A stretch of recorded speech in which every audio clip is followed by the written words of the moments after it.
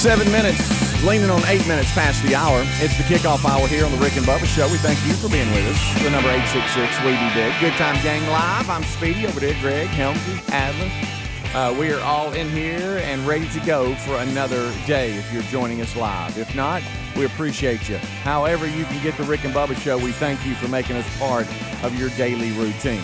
Well, I mentioned Adler. He's in there. He's got things going on YouTube and got us pumped in live in HD. So we're ready to go there. Over to my right, kind of, sipping on some coffee, it looks like. Maybe he's got a bottle of water, kind of just looking at the day. It's old Greg Burgess. And then right there, Chipper, because little Gregory picked him up. It's Michael Helms. What's up, boys? How are y'all? That's my carpool. We had a little carpool. Were you standing on the road again? I actually thought this morning, what if I lived in Gadsden with my parents and we carpooled every day, like the entire time? Yeah, you live with your parents would be weird, but yeah. Well, I didn't say live with my parents next to them, just live down there. So that's the first thing that came, so you wanted to live with your parents? No, I was just, I'd like to live on the lake at some point. Yeah. And so we've talked about that. And we've also talked about, we've actually had that conversation. Amanda has even said, you and Greg could carpool each day. There you go. Yeah. So we can go right down. Now, that'd really bother this one right here. Me? Yeah, I'd probably move up there too, so I could get. We just do the three. Hey, that'd be good. What were you gonna say? The three split the cost three ways. No, 3 men in a tub. So let me ask you a question. Do you time it down when your daddy's truck pulls up, or do you have to go up there and stand in the dark for a while? I text him. I messed up today. That's fine. Do you get scared? No. You start hearing things? What I normally do is text him, and I say, text me when you get to a certain place. And then if he does that, then that time's down perfect for me to – well, and that also was my way of reminding you this morning, because I thought it got to be – instead of going, don't forget me, you're like, hey, man, just text me when you close. Right. Because I was thinking, wow, he usually texts me by now. He's always the early one anyway, so I knew nobody was going to be late. It was just I don't like people waiting on me. So my worst feeling on this is for him to pull up and me still be in the house. I wish I'd pull up and you were asleep. And so I was sitting there. I wouldn't know whether I should leave or not. And you went in there and went back to bed? You got in? Then I got in and I was like, where are y'all? Where's everybody at? And you're like, oh, I'm sorry. Well, I fell asleep. I can't pick up my little brother and I fell asleep. I looked at the time and I thought, I wonder if he's I wonder what's going on. I was hung in a stare. And so then I texted him and I said, hey, text me when you get to this particular place. And he's like, crap, I forgot. I'm nearly at your house, and so that's when I went up. But I made it up. I made it up to the top. Okay, well, good. A little out of breath. I was breathing a little harder than I wanted to be. I was listening to the Dale Jr. download, and I got distracted. Did you really? What were they discussing today? They had the IndyCar driver. I didn't think it would be interesting, but it actually was. He won the championship. I don't know his name. Okay. Some foreigner. Indy or he's not Formula One? No, Indy. Indy, okay. He's only been going a couple of years. He's young, but okay. He was really good, and he won the race. He won the race here in Birmingham. Oh, okay. The Alabama Grand Prix. Okay. Because they brought that. Somebody's screaming right now at us. What his name? Sure. I don't know his name. Well, Greg did say he's a foreigner, so that narrows it down. Okay, buddy. I don't even know if you can say that anymore. Yeah, I don't think you can. Was it Alex? No.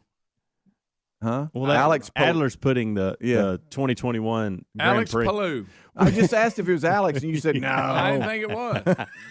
I'll tell you this, you're really into it. Yeah, no, it's good though. See, they interview it, and at first I saw, because I like it when he has the guys from way back, and they talk about their career.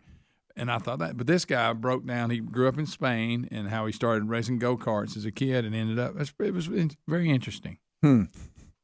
Well, that's good. So, but that's what you were into. That's what got yeah. They always publish and you went through on Tuesday night. Okay. So I'm gonna weigh in on Wednesday. And you get excited about it. Oh yeah. You know what it does? It gets you here. Of course he did. I need something. Hey, he didn't get to finish it because I was a bip. He had to pick me up. Really? Well, but I only missed 5. I mean, I wouldn't have finished it anyway. Yeah. So. Nice. Speaking of, I asked you if you got scared sitting up there at the top. Hey, what is it about us? It's not that you get scared, but if you ever go to somebody else's property to hunt or something, and it's like you've been out there, you might have even walked. You got scared. You even walked forever to get to where to the pickup spot, and you're early. and you're just I do it every time. and you're just standing there. It's dark, and then it's so dark, and all of a sudden you don't hear anything. No, and all of a sudden you start hearing, Yeah, but as far as somebody coming to get you, I mean, there's nothing. You don't hear the. And then finally you see the little lights, and all of a sudden you're like a little kid. I know. You get excited, like, oh, there it is. You go, did they forget me? I know. You do that, and you start trying to listen. And all of a sudden you start hearing all kinds of stuff. And Bigfoot here. Yeah, I smell something. And then you try to be brave, and you're like, I'm not going to stand here with my light on. I know. And then when they come to pick me up, I hit my light. And, like blip blip, click click. I'm here. Here I am. And then every time you hear Y'all something, you spin the flashlight around. What's that? Yeah. And it's like an armadillo or something, and you thought it was Bigfoot. At first, you don't have a problem. Then all of a sudden, you go, boy, I've been standing here a while. Yeah, a long while. And you keep looking where the lights are supposed to be coming from, and you don't see them.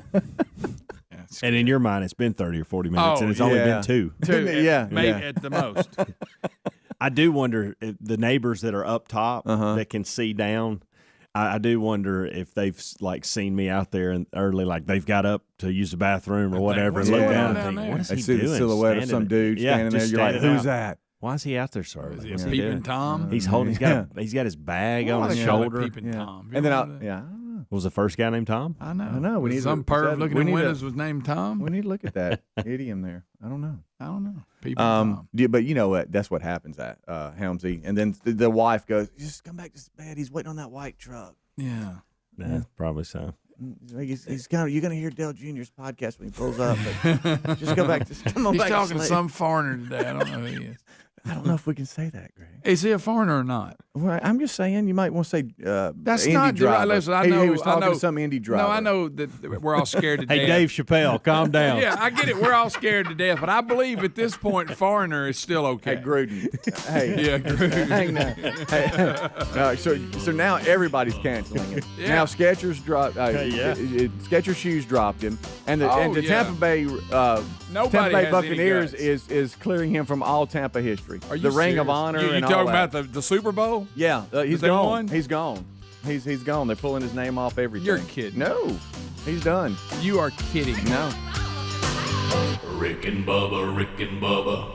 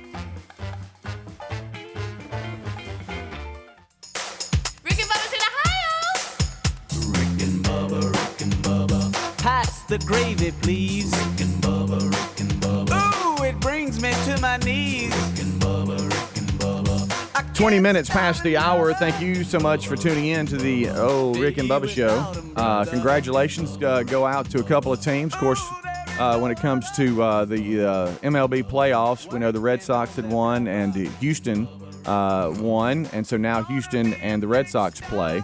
And then for the Braves, they won. Big win Braves. for them, and they defeated Milwaukee and did not have to go back to Milwaukee. So I know that was big for them. Freeman with a big eighth inning home run to put them up 5-4. They hold on to win. So congratulations to them. And now they sit back and wait for the winner of the Dodgers and the Giants. The Dodgers won last night to even the series, and so now their fifth and deciding game will be played on Thursday. And so the Braves sit back and wait to play the winner of them. And then the field is set, and we'll move forward. I'm looking at the TV. Do y'all hate that little emblem that Milwaukee has? It's a glove, and it's an M and a B. I've never liked that. You haven't? Them being the Brewers, I thought that'd be your team. I mean, yeah, I do have a place for them in my heart. Right, yeah. Playing at Miller Field or whatever. I've always. But no, I'm just saying, you know how I'm saying? Because when I was a kid, at first I didn't get it. Yeah. So why they got a glove on their head? But it's a M and a B. Yeah. You know, do y'all remember growing up You that just anytime you just let a lot of people know that, by the way, that didn't understand I know. it. Right. If you don't, you I know. should take a while. They didn't. A serious business. They just You thought it was just a glove. educated a lot of people that had no idea what that was. That's right. do you know that when we were growing up, anytime stadium lights accidentally got turned off, it would take 20 minutes for them to heat back up. And now the mercury vapor lights. And now the advancements of all these stadium lights, everybody's upgrading them to where they can make them. And it's awesome. Oh, it is. God, it is. it's And awesome. it's hit college football. You see that or Well, whatever. there's a high school that's 5 miles from here that has it. Exactly. Which is ridiculous. And so Of course it gets on anyway, my nerves. Well, of course, I bet you it Greg. does. Yeah. Well, Well, I'm at a disco. yeah. Anytime there's a pitcher change or something going on with the Braves, they'll start, those lights will start kind of coming and going, and then everybody will turn their flashlight on, and then they'll do the Pretty cool. Well, that needs to and stop. I'm gonna tell you right now, it's a pretty cool atmosphere, was especially last at Get all night. giddy about it. No, I'm saying I'm it's just a pretty saying cool. you were a little giddy. I was. I'll be the first to admit I was giddy as a It wasn't schoolgirl. Dale Jr.'s podcast. Or Did you get a little schoolboy. I don't know if I'm tingling? supposed to say that or not. No, I'm Did you just get a little saying. tingling? See, I got to turn things up around the house because I always tell Terry, you got to feel like you're there. You know? do. What, you over flipping the lights off? No, but just during that moment. Good idea, Greg. Yeah. I will start. During that moment. Giddy. During that moment, Terry was Hair stands up a little across the house there, and she said, that's pretty cool right there. So there's some moments that you go, okay, that's pretty neat. Yeah, it's cool if you're having a dance contest. Unfortunately, if you're the opposing pitcher coming in running from the bullpen, you're like, wow. So there's just something about people being back in the stands, home field it's nothing like advantage. We've seen it in college. We saw it in college football this past weekend. Yeah. It's just adds another element to it. Well, and leave the lights alone. And Greg he's kind of giving me it's pretty cool. It's a pretty good stat. Freeman hits. So we're sitting there last night when this all happens. And in the eighth, and they bring in Hader, which is one of the best closers in baseball. Great hair. He is. By the way, they had just said it before you hit a home run. Too. He is unreal.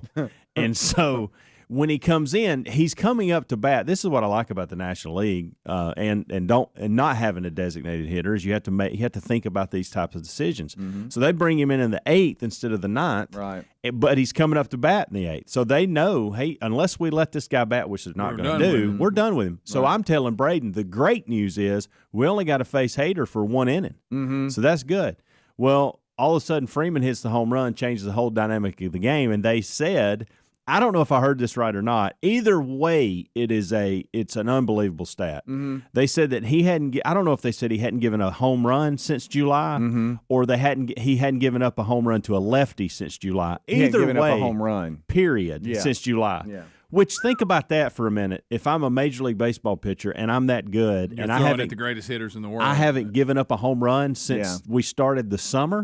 What in the world? Yeah. And then last night, Freeman. He did. He got a hold of it. That was a pretty cool moment. In the post game, they asked him, what I always like to just get their mind, like, hey, what were you thinking or whatever. First of all, I'm looking for something up. I'm trying to go opposite field. I've kind of been pulling off on stuff, whatever. But the good ones, it's amazing. The good hitters make the pitcher do what they want them to do. Yeah. and they don't give in. And he just had a good swing and Got it. And really, I was like, this is a pretty cool moment for That him. stadium just erupted. Yeah. Well, you don't like that. I Here, like that. and I just Greg, don't want the lights we on. haven't even talked about this. The I'm Braves had to traditional. completely change what they were doing yesterday because Solaire tested positive for COVID. Right. Oh, boy. So they had to completely flip their lineup, and I don't know what his status for the next. I guess he'd be out for a while. Yeah, I don't know either. He's one of their main guys, outfielder, and hitting up the top of the lineup. Yeah. So I don't know what happens. I'll tell you this: it worked last night. Whatever they did. It did. It's That was fun. a pretty neat little moment there. So they win, and they don't have to go back So to I'll Wisconsin. keep up with it now that the Braves are in. Well, You In need my to. You missed a reminder, good series. well, and Yeah, after I the forget. game, in my reminder to him to hey, can you get me in the morning? Hate asking that. Yeah, maybe he can update y'all while y'all in the truck together. On everything going on. I text him and said, hey, by the way, did you enjoy the Braves? And he had completely forgotten about it. The day gets away from you. I get it. It did the same way with me. I didn't come into the fourth or fifth last night. Can I ask y'all a question? Tell me if I'm just insane, but didn't the Braves issue a statement like when the season started telling people not to do the chant? They did. Or something like, I think- They do don't that it. every year. And nobody I think it cares. was last year. They were before. doing that back when Jane Fonda and Ted Turner were together. Right, Remember, right, she right. was But- against it, and they caught her doing it. Right, but after the Washington football team changed their name and there was all this sensitivity, hey, it don't. seems like the sensitivity has grown every year, and they actually issued a statement saying, "Hey, don't do it." I have not seen something more ignored in my entire life. I mean, that's when you're part of winning, the people thing. tell you to shove it. Yeah, Well, yeah. because again, I promise you, I bet if you could line up a bunch of Indians, none of them would go, "That's offensive." Yeah. to me." I don't know if Probably you go, saw- "Hey, man, that's pretty awesome." The Braves just took When the lead." Braves had taken advantage of that too, and what they're supposed to do, they've honored Indians throughout the Yes, year. that's They've what it's all they've been done about. interviews. They've had Of them. I mean, course. they've done a good job. Yeah, I don't know if you saw the Kansas City Chiefs game the other night. They're doing it there too. Yeah. I mean, Yeah, I know. Greg, we've it's, lost yeah, our minds. It's, Oh yeah, we've lost. I just want our you know what minds. would cure everything if everybody just take the lighten up meter and turn it back. Just lighten up a little bit. Mm-hmm. Let's lighten up. Let's calm down a sec. Ain't nobody harming you. Nobody wishing anything ill on you. Yeah. well, Greg, when you go all day and you stare at your phone and you read things, people are planting seeds in your mind of things you're supposed to be upset about. This is what happens. Yeah, you're right. We talked about it this They can morning. talk you right into being upset. I mean, goodness gracious! Just if I could eradicate anything, as great as they are, would be it's not just social media, but our phones in general. yeah. The entire When we didn't have phones, it was a better world. It was. It really and No, truly we was. were I hard know to we get- sound like it's a hard to bunch of reach old you. men that just crotchery old men that want to go back to the way it was. Well, it turns out it was a little better because people weren't so upset about everything because they didn't really know what was going on out there. News didn't travel fast at all. no. And you know, and what's funny is my kids, they don't know there was life without them Yeah. at one time. And if you said bring it, they go, "What?" I know. I mean, we existed and we did fine. We went to work every day without checking in 50 times. Guys, 20 years ago, I mean, we were good. 20 to 25 years ago, people were discussing, should we get one of those cell phones? Now we can't. The 7-year-olds in our house have to have them. Exactly. We had one when Taylor started kindergarten. Lisa said, well, let's get one of them cell phones. Because back then, if you talked on it long, first of all, they would roam and they'd charge you a bunch of money. In case he's at school, like if I'm out doing something and they need to get in touch with me because maybe he's sick at school or something. And we bought it, but we never used it. She'd carry it in her purse for that. And I never called her on it. We never used it. Yeah. Just got a text from a buddy, changing gears back to the Braves. He said, let's please get ahead of this. Bubba is not allowed to comment on the Braves at all. Right. Yeah. And we got to be until careful. November. Yeah, because we destroyed the Cardinals. Well, yeah, we've always been Braves fans, though. Bubba, Rick and Bubba.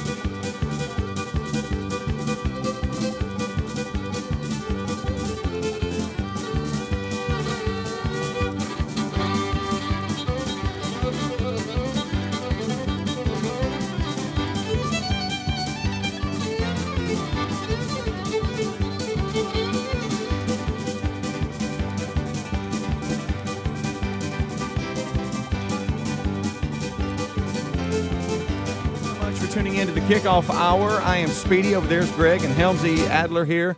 Good time gang covering things. Rick and Bubba join us right after top of the hour. Willamette could spin today. Don't forget Bible study live today, noon Central. All of that is there for you. You can go to rickandbubba.com for all the information. Did get some emails yesterday because we had mentioned merchandise. That's there. Just click on store at rickandbubba.com. Some new merchandise is hit, especially that cold weather. That new Rick and Bubba sewn-in logo kind of throw or cover that we have. You're talking about the blanket? Yeah. My wife stays cold. We've got. I think all women do. We've got those things all over the house. Lisa's been wearing jackets through the summer. And I mean, if we sit on the couch, we're gonna have a cover, a throw, or blanket, whatever. And so this is for that ballpark, whatever. Be ready for it.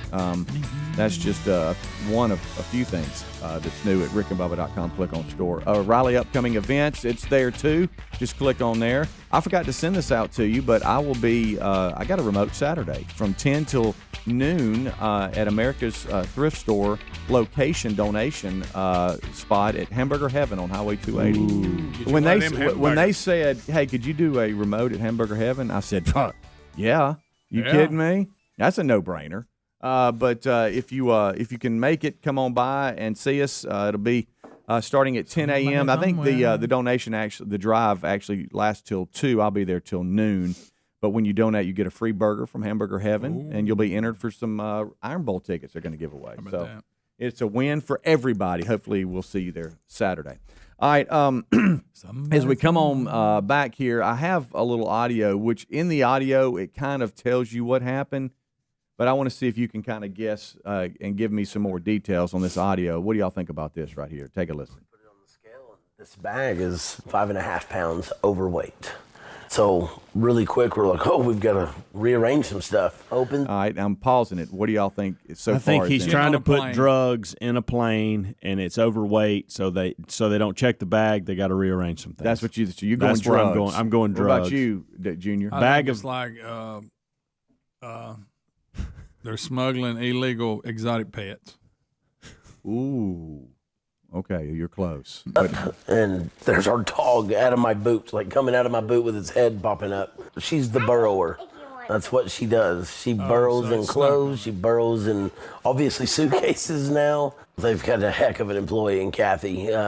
She went above and beyond, never made us feel, they could have turned it in. We were trying to smuggle a dog to Vegas or something. Never acted like that. They were extremely gracious. Like I said, she was willing to watch our dog for us while we were gone. Thank goodness we found this dog, because you'd have got to Vegas and you probably would have had a deceased animal in your bag. So the dog had got in their bag and they didn't know it. And she goes, "Hey, this bag's heavy." And a Texas couple was flying to Vegas earlier. Do you wish this your voice month. sounded like that guy's horse? Kinda.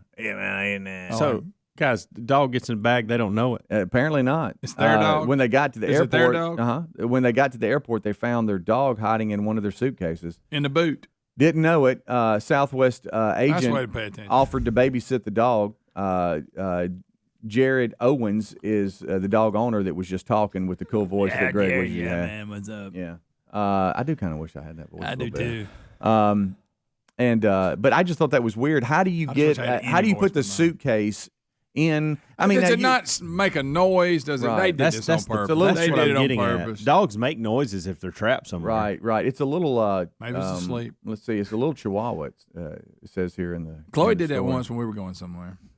I wish you could see this little thing. Of course, Chloe was bigger than we thought she was, so she couldn't fit. I don't understand how you get in the car with the dog in there. I don't know. I don't know. Anyway, they put it on the scale. That would have been bad if they had got there and opened the thing up. Was it But they put it on the scale, and it was overweight, as he said, and they quickly knew something was going on. It was 5 pounds overweight. We knew we had to check it out. And then we opened it up, and it was my I've dog. been buried in my boot. They already didn't keep it. They were really nice. No, you didn't thought Put it on the scale, and this bag is 5.5 pounds. 5.5 pounds. See if you can get his voice. 5.5 pounds. So really quick, we're like, we've got to rearrange some stuff. Opens it up, and there's our dog out of my boot, like coming out of my boots. All right, then. That's just bizarre to me. Like I don't know. Do you think it's? I mean, do you think it's real or it sounds genuine? Yeah, I think I don't it's know real. why I'm you would going create real. a hassle for yourself. Yeah. I'm just You know what I saying mean? there's a lot of Everybody wants to be where they're getting. yeah. You know, I know it's going viral. there's people that aren't very observant, but that is. I mean, when you picked the suitcase up to put it in the car, did you not think it was? Well, this is heavier. Well, it's a little dog. Yeah, a little dog. Dang, honey, what'd you pack? Women pack a bunch. Why is this bag barking? Yeah, You know, that would have been my yeah. Honey, do you hear her whimpering? whimpering. What? What's that noise? There I am doing it. Well, done it again. Normally have it. Normally carry it. You're a dog taker. I am now. Would you stuff the dog in So, the no, I mean, on your elbow rest, are we going to talk about the fact that Well, on your elbow rest was Coco look, sitting there? Coco- I'm And waiting you're on just him right to cool on it. I It's know. coming. you know, You know, we took it to the country club. we Ran around. we have turned into those Took a dump on people the green. that like vacation. So we take the dog, and you Yeah. got to look for pet-friendly places. yeah. That's something that You're we've that never per- looked at. you're looked that at person. I didn't even know before. they existed. And, They do. Greg, turns out they do. And Hey, now, are we going to talk about what you did? what did I do? What are you talking about? Well, I mean, I don't know. Amanda asked me what I was doing. Is this what you're talking about? She Just asked total. me. I'm talking about totally changing locations, beach location, Okay. Everything. Well, city, everything I for was- a puppy. We did. We haven't talked about Good that. point. Well, you had plans. Yeah, something we normally go to this Port St. Joe area. You normally carry it. I didn't let that Coco. And where we stay, You're that guy the rest of you. there is a couple that are so very kind, and they have a couple places there, and they have always been, hey, look, when y'all want to come, let us know. We'll take care of you. Blah blah blah. So that's what we've done, My and friends. that's my favorite place on the planet, by the way. They just hate And animals. there's not a whole lot of people there. The beaches are not covered up. It's just that's my kind of scene. My favorite. Well, I'm not going to be the disrespectful guy that takes a dog to a beautiful place that's not pet friendly. Well, aren't you I'm considerate? just not going to do that, and not even going to ask them. Right. I'm not. Amanda was like, "Can you please ask them if it's okay?" And I said, Make "No, I'm exceptions not to the going rule." to put them in that situation." When the dog and see, here's another thing. We would normally kennel the dog, take it, and drop it off for a couple days, and pay for that service. But the dog is too young for that, and so because of hadn't fully, there's some issues there like with a law. shots and vaccines Why don't you and let your stuff like mama that. keep it? Well, Put it in your suitcase. you know, I don't even like Greg coming to pick me up in the morning because Right. I don't want to rely on that. Hey, so bring the dog next time. That's what you should have done. Hey, and so We here's had an the- employee that used to bring his dog to work. Remember that? that won't happen either. But I will say this: it was the first time we've ever done that where we've taken a pet. We flipped because we couldn't at the time we couldn't figure out okay. Do we want to go here anyway and stay at a different place? Can we find a place? And You Caroline, want to just put the pet in the bathroom at home and Caroline leave it? is the Destin person, okay? That's my 14-year-old. She loves Destin. She's got some friends she goes down there with years. I like Destin at certain points of the year, not during the summer. Can't stand it. There's too many people, okay? And I thought, fall break, there won't be as many Somebody people. somewhere. Let's just do that. We hadn't been in a while. It cures pet friendly. Yeah. It's not quite as far Ooh, away. PF. It's and Caroline and Maddie are happy because they get to go to Destin. Now Braden and myself were pretty upset. One, I just like going to Port St. Joe. Braden wanted to fish a ton, and that's this, and he can fish. It's Mad not the about same it. thing. yeah. And so yeah, we flipped our entire week Over a puppy. Over a puppy. Location had Didn't to stay as rebook. long as we were originally going to. We were going to stay 5 or 6 days, and we changed that to like 3 or 4 days, which is fine. That was better for me anyway. Yeah. That's about But- all I can get out. Yeah. Oh, you had his voice. And That's about it. but yeah, we took the pet. Well, see, we were. And then there was photos taken of the Amanda dog in asked the me car, the other day. and it was like sitting on the armrest. Oh yeah, You're those people. Did Amanda? Oh yeah, I tell You you. were crying. yeah. So we have. So We've glad turned he was with into. you. We've She- turned is into. it he or to she? Pet. She. It's Coco. She's just a girl. Okay. There's probably Cocos that boys. I guess I Probably. don't know, but it's a girl. Yeah. Okay. So anyway, you had to move down the beach. Did you name it and after then another intern location. Coco? Might have. What an honor. No. Somebody. We just thought it was funny that you got a place, it's booked. I mean, it's confirmed. You Oh, get yeah. the puppy, and then it's vacation time, and you realize, wait a minute, Wait a minute. PF. We can't do this. we Pet can't do friendly. this. And so instead of Hey, but I understand it's a puppy, but you had to change locations so you could take. What if you tied it to a tree in the backyard and got your neighbors to bring it food while you were gone? Like we used to do. I think that's considered animal cruelty. Rick and Bubba, Rick and Bubba.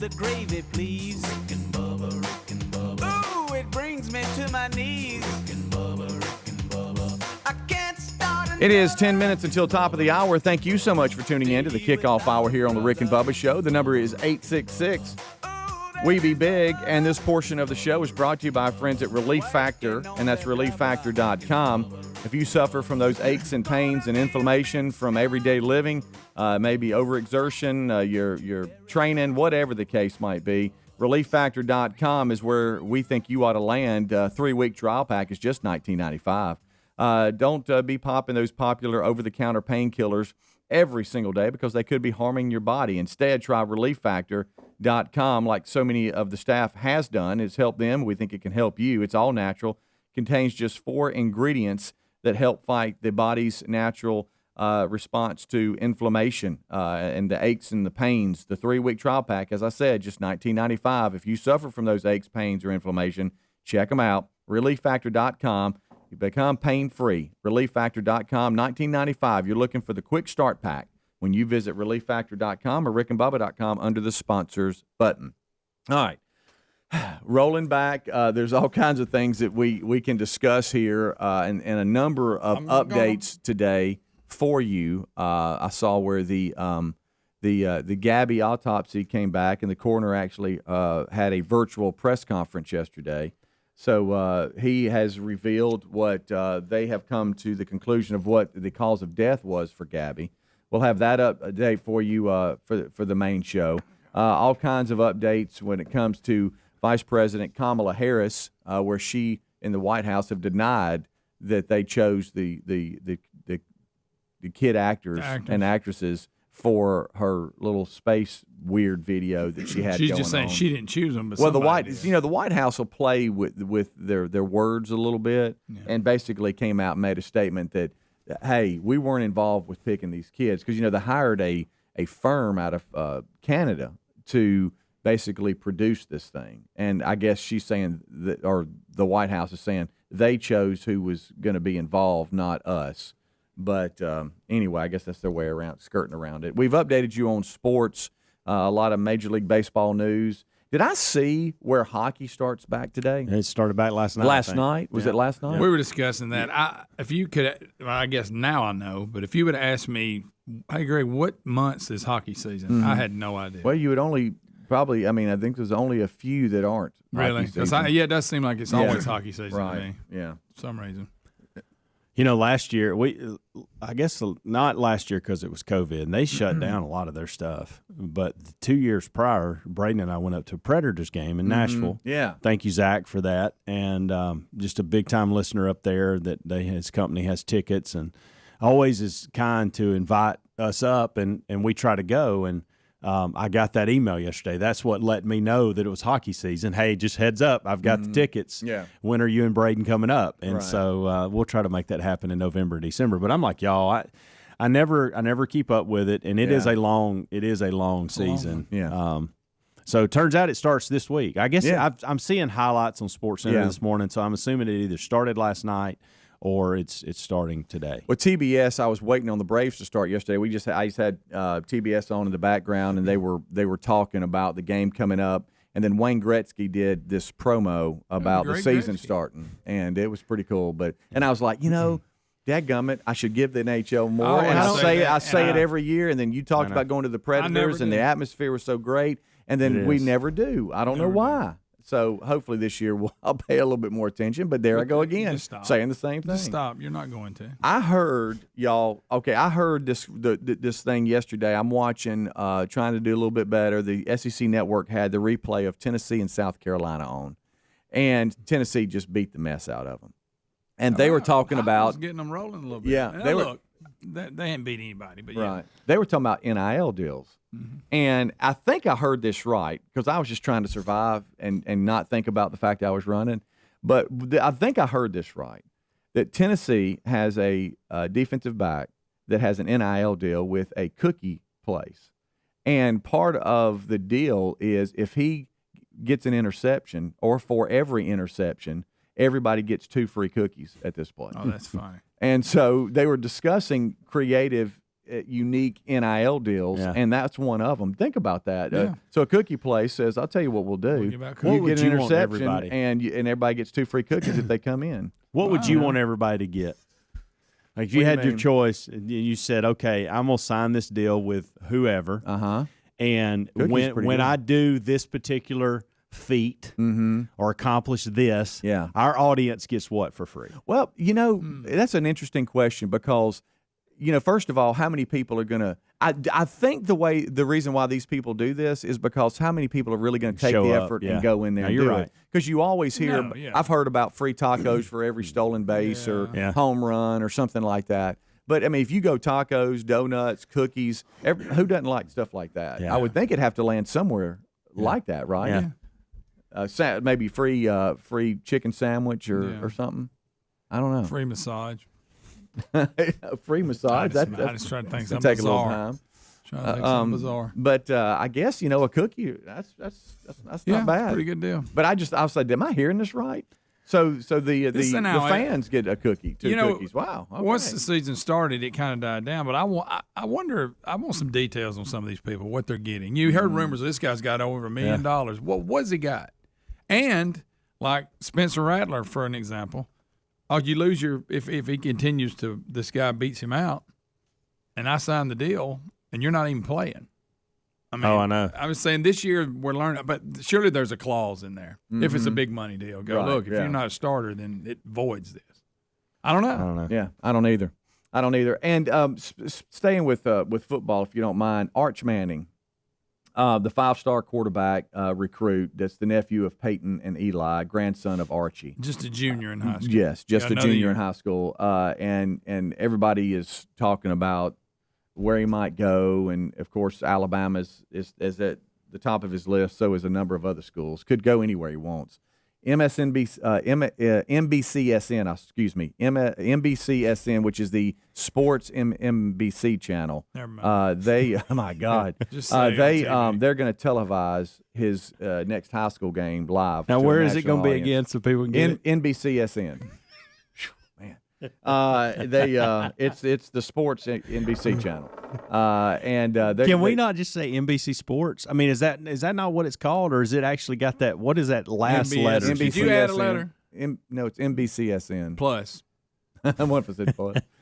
Anyway, they're going to televise the game. Arch's team is 4-0, coming off a 70-0 win. Good. And they're going to face undefeated St. Charles Catholic out of Hammond, Louisiana. So anyway, if it looks like that's going to be the next televised, it's one of the main stories on sports on Fox News that he's going to have a national televised audience. Meanwhile, I mean, do you feel? I don't say feel sorry for him because that's all he's ever known. Growing up, he knew, Peyton and Eli and stuff, but the pressure that's got to be on that everybody's kid. Celebrating when he comes visits the college. All the press covers that. Mm-hmm. I mean, Can you you ever live up to look that around? height? Can I just be a high school quarterback and enjoy my last 2 years of school? Now, luckily, God's given him a lot of talent because he's good, but man, just living up to that name and it is very hard. So anyway, NBCSN's got the game. Somebody's got it. National television, televised audience. There it is. LMNOP. 70-0, y'all. 70. Yeah. Meanwhile, back here in Alabaster, Thompson saying, "What's the big deal? Yeah. Y'all want any of this?" True. Nah. Yeah. Now they might say, "Come on, Arch. Bring old Arch on." Yeah. He can't throw from his back. That's what they would say. I don't know. I wonder what the rest of the team without Arch. It's a private What'd school. I you bet they're get? pretty good. Somebody said, "Did Speedy just say Arch was playing on NBC, SB, MCDN?" I think he did. No, that guy's an ASS. I know that. Bubba, Rick and Bubba.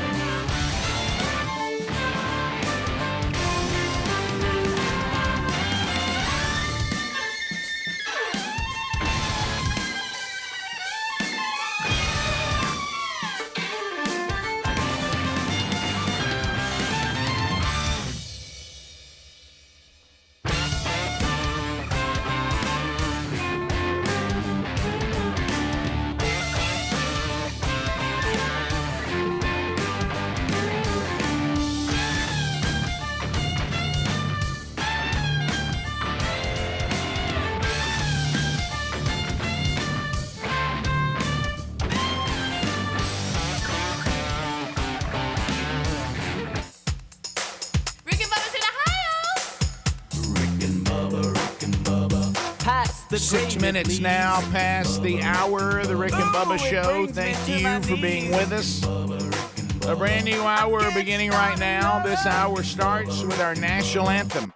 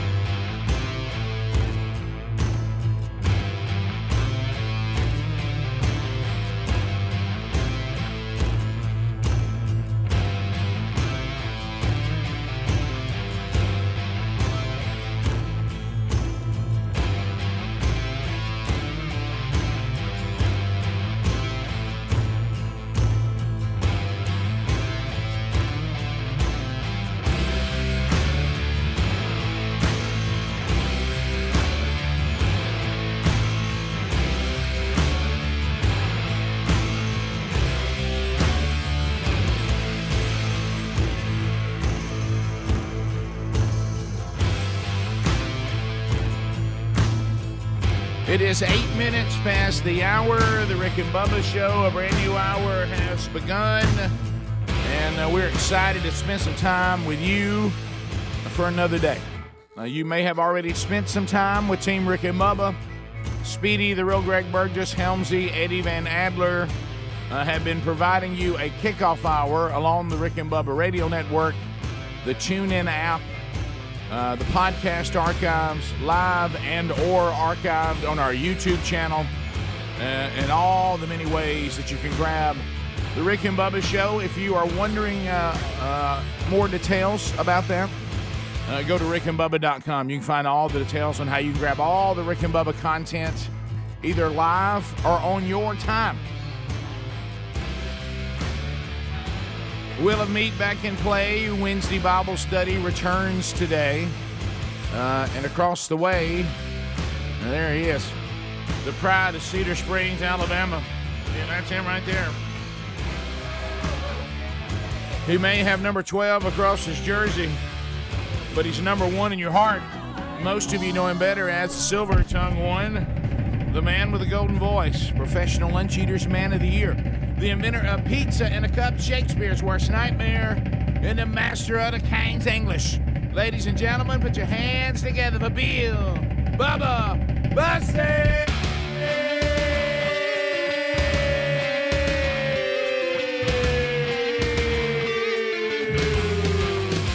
Howdy, Bubba. How about it, Rick Burgess? Friends, neighbors, associates everywhere. Come on in. Time to get going. Let's go. Let's move. Yep, if you're driving, keep the beat on the steering wheel. 10 and 2, but just take your right hand. Unless you're left-handed, you can do that.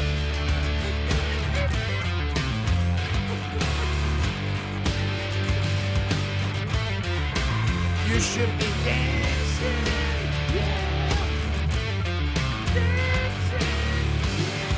There's them Bee Gees.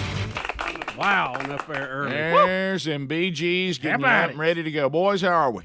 Everybody good? Good. Oh. Well, Rick, I've just got transmissions laying around everywhere. Boy, but, other than that, here's the transmission. Over there's one. Yeah. They laying everywhere. I'm telling you. Can't find a charcuterie board. What are we looking at today? Yeah, that's down. I got that. Yeah. By the way, first of all, we got to figure out how to say it.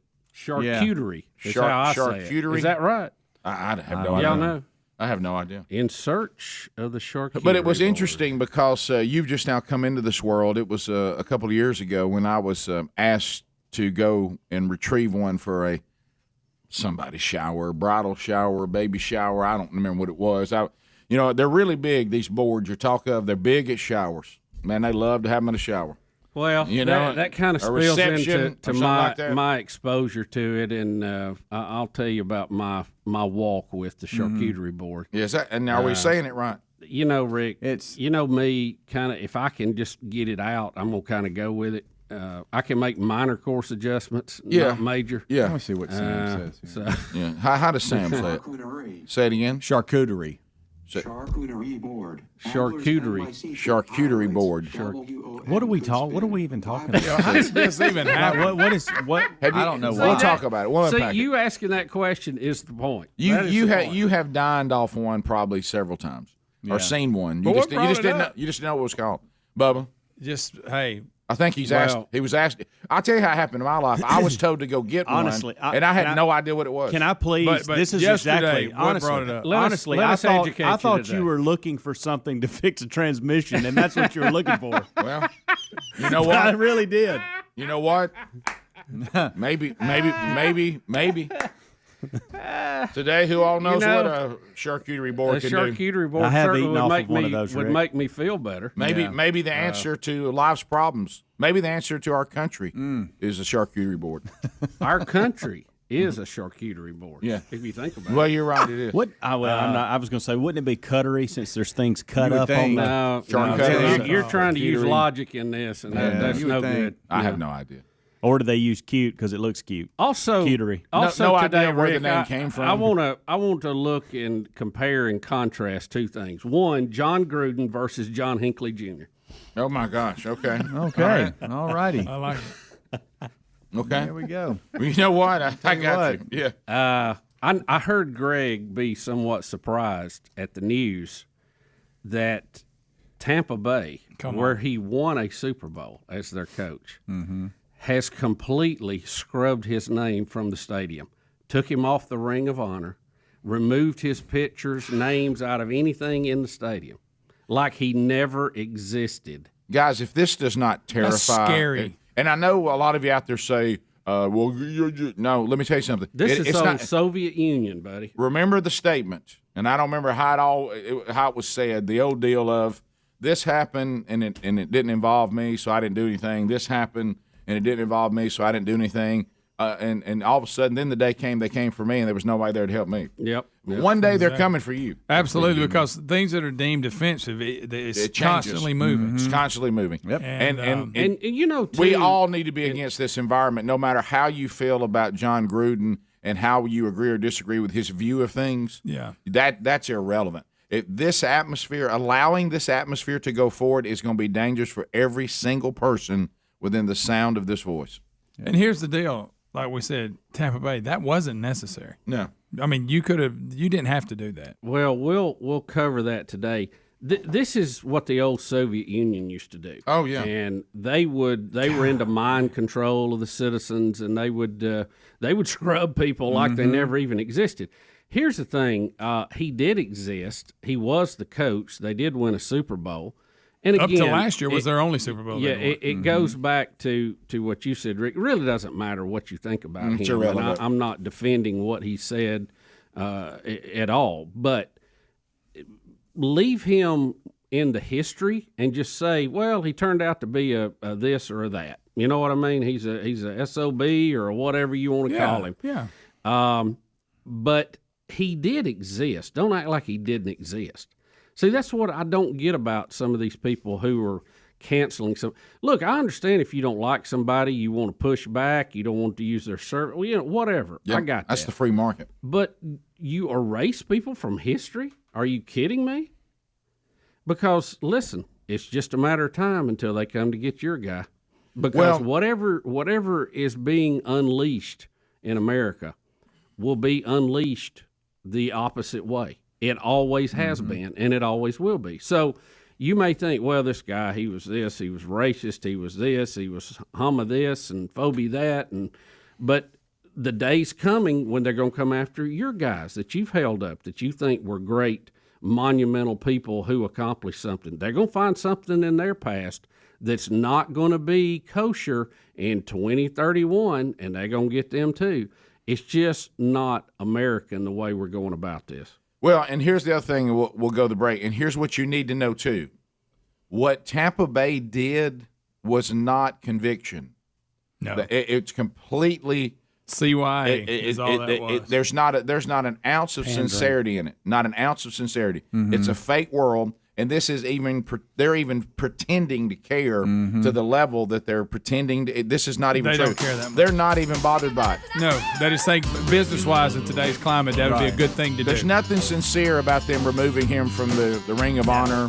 There's not a sincere moment in any of it. None of it. It's out of terror and fear, and basically Fear of what? And I know. It's pandering is what it is. What is I the promise Tampa you. Bay Buccaneers scared of? I know. A It's protest unnecessary. outside? Unnecessary. Rick and Bubba.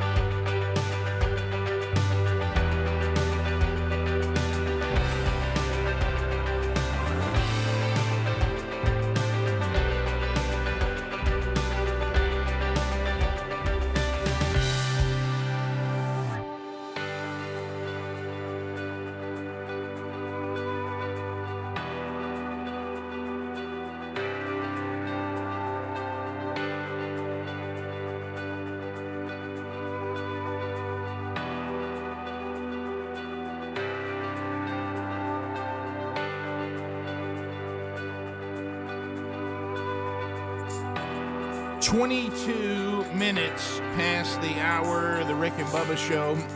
866 We Be Big is our number. We thank you for being with us on this edition of the Rick and Bubba Show. Will of Mead is back in play, so that can happen at any time on the program today. You know, Greg was talking in the break.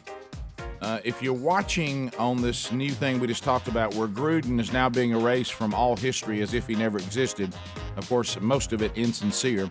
But there's an interesting dynamic going on with Netflix and Dave Chappelle. Yeah, they're behind him. They're standing strong behind him right now. Well, but here's the question. If Dave Chappelle were white, would they stand behind him? I don't know. Curious. Probably. I think the fact that Dave Chappelle is black buys him a little more protection. Yeah. Obviously they're coming after him. I mean, it ain't giving the LB. I don't think whatever. Netflix would be quick to back him if he was white. If it was a white comedian saying the same things that Dave Chappelle is saying, and you know why the special, and don't miss this. This is back to the insincerity of some of the stuff. You know why the special is so popular? Because most people go, thank God somebody's saying that. Yeah, right, exactly. Right. Most people agree with what he's saying. Right. The people who are against all of this are the very small number. Now, look, Dave Chappelle is nasty. Yeah, he uses horrible language, and I don't watch the special, don't plan on watching it. Yeah. But the things he's saying about this new gotcha society, the American people love that he's saying it, and it's almost one of those points somebody says, hey, send a black guy out there and say it and see what they do. Yeah. And so because because we go too far, they say, they start listening. Look, all the people in this community that are harmed each year by. He says nothing in that special or any of his specials that would make someone want to harm someone who's a member of the LGBTQ plus 5. No. See, here's the thing you got to follow, because I've been in this conversation under the attack of the LGBTQs and all the things we've been through as a family and all that, and that is the play card. And now listen, follow it out, because it's very, very important. Not Dave Chappelle, because that's a different deal. Dave Chappelle's just talking about the common sense of it all. Yeah. Okay? I speak of it from a biblical worldview. I'm not going to go against God's standard for anyone. I would rather be at odds with you than be at odds with him. And that makes my life pretty easy on what I'm going to do and not do. Doesn't mean it's not going to be difficult. I'm just talking about I'm not struggling on what to do. Yeah. But even when it comes to family or people that I love. But it goes back to this, because Jesus covered that too. I laughed pretty hard in Babylon Bay one time. I had a young guy sitting there with his head down. He goes, wow, following Jesus is hard and people really get upset about it. You would think Jesus would have mentioned that. Meaning he doesn't know the Bible. Jesus did say that was going to happen. Everything that's happened to me as a follower of Jesus, Jesus told me it was going to happen. Yep. Mm-hmm. Okay, almost as if he's... No shock. Yeah, almost as if he is who he says he is. But anyway, so let's go back to this. But what the people say when people of faith say it, and Greg, you just said it, and they're trying to say it about Dave Chappelle, but they're not getting away with it. When you go out and you don't just give in to us, people of the LGBTQ, trans, whatever, it makes them feel bad about themselves. And when they feel bad about themselves, they harm themselves. So really, what you say in our deal, because let me tell you where it's headed, what the Bible says is harmful to people. It makes them feel bad about themselves. So all of you out there with the biblical worldview, when God says something is his standard and something isn't, if you're not adhering to God's standard, y'all making those people feel bad. So really what you're saying causes people to harm them, causes them to harm themselves. Therefore, it is hate speech, and it should not be allowed. That's where this is going, right? And it's been done a couple times. Houston tried that. Pastors can't talk about this because it makes people feel bad, and so that's where all this is going. But with Dave Chappelle, they've run aground because he doesn't have a biblical worldview. That's right. He does not adhere to any standard. He doesn't care what people do. What he's saying is the way life is happening in our society right now is not freedom. And as entertainers and whatever, people should have the right to express themselves, even if you don't like it. So he's a little different. And you see Netflix right now. Now, we wonder how long it'll last. Yeah. But right now, Netflix, you know what they're saying? We stand by our guy. And he ought to be able to say whatever he wants to say. And if you don't want to watch it, don't watch it. Now, we've heard that before, haven't we? Oh, yeah. Yep. But the LGBTQ, what he's saying is what we've said on this show. Hey, you can murder somebody. Yeah, and everybody will forgive you. You say something negative about LGBTQ, then they'll take your whole livelihood from you.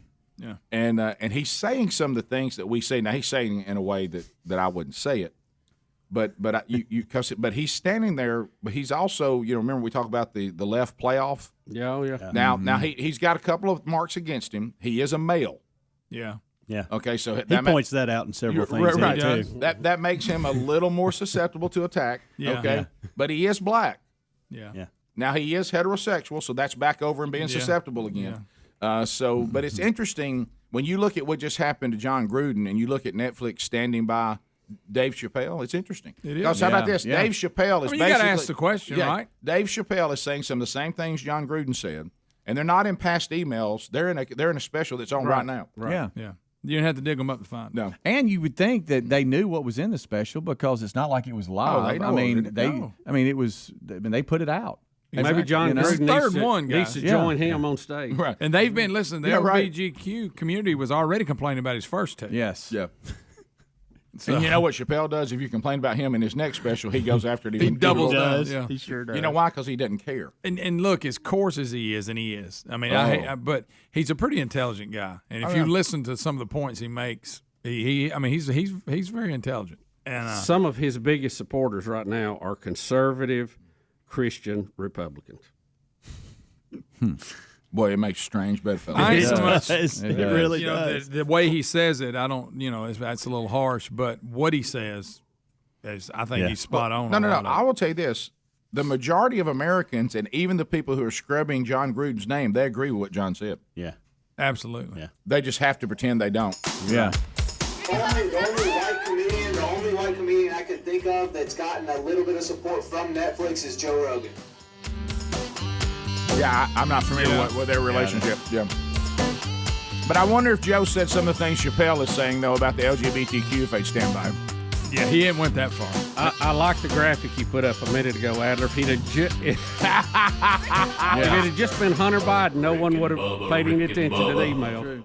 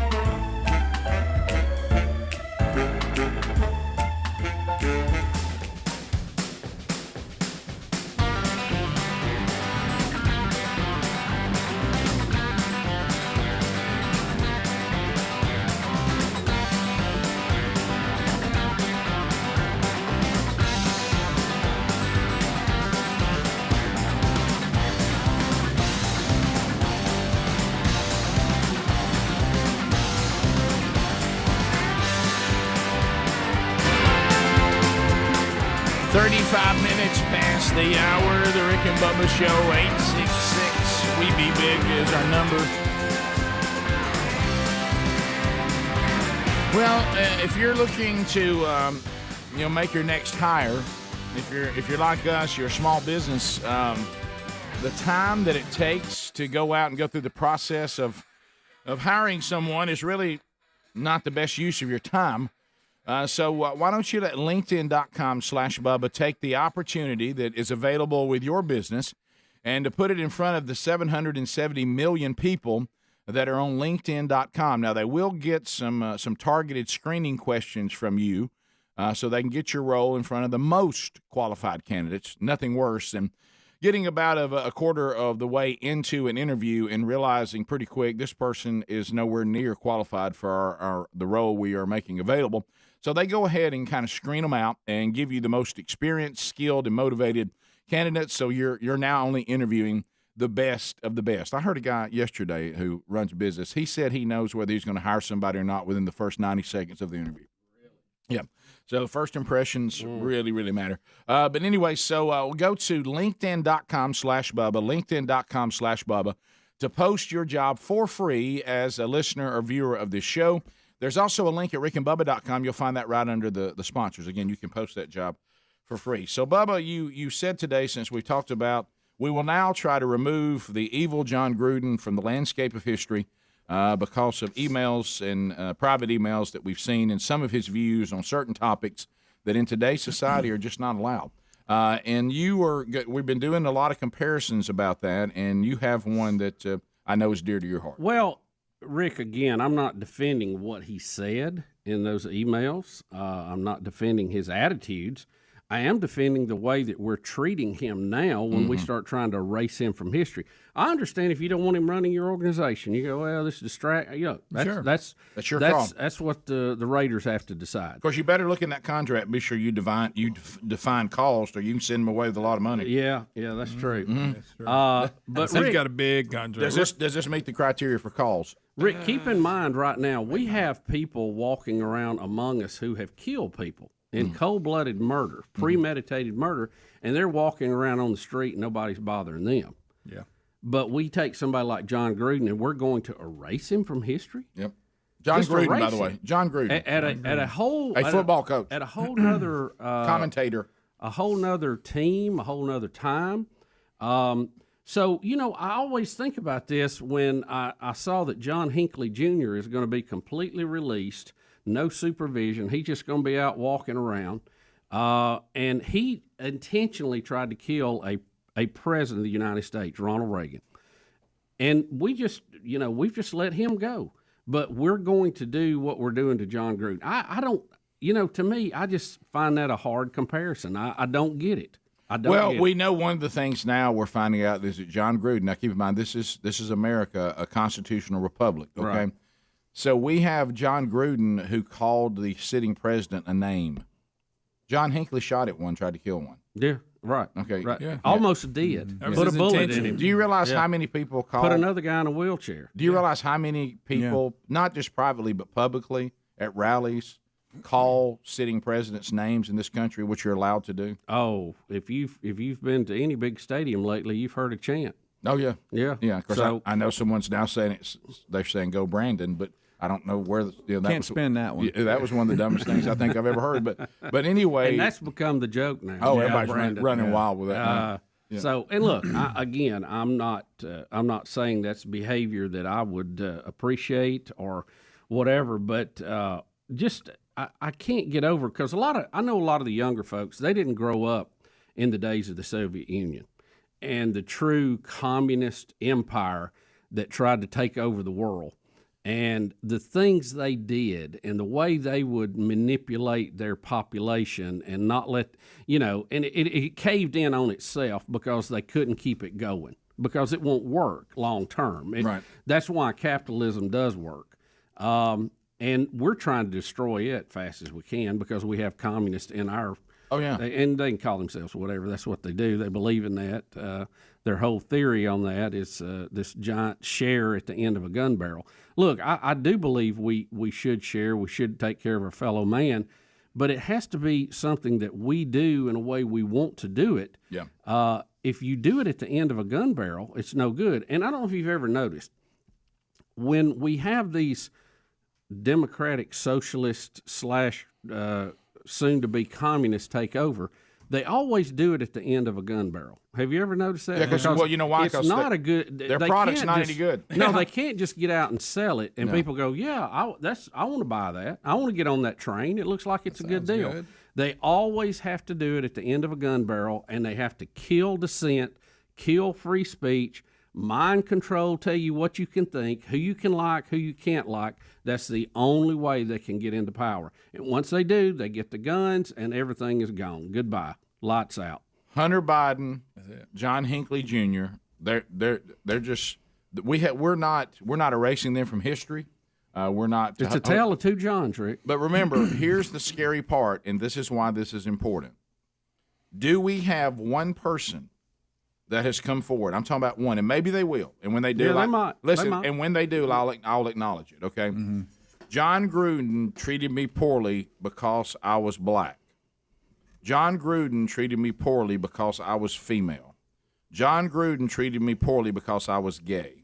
John Gruden treated me poorly because I support President Biden.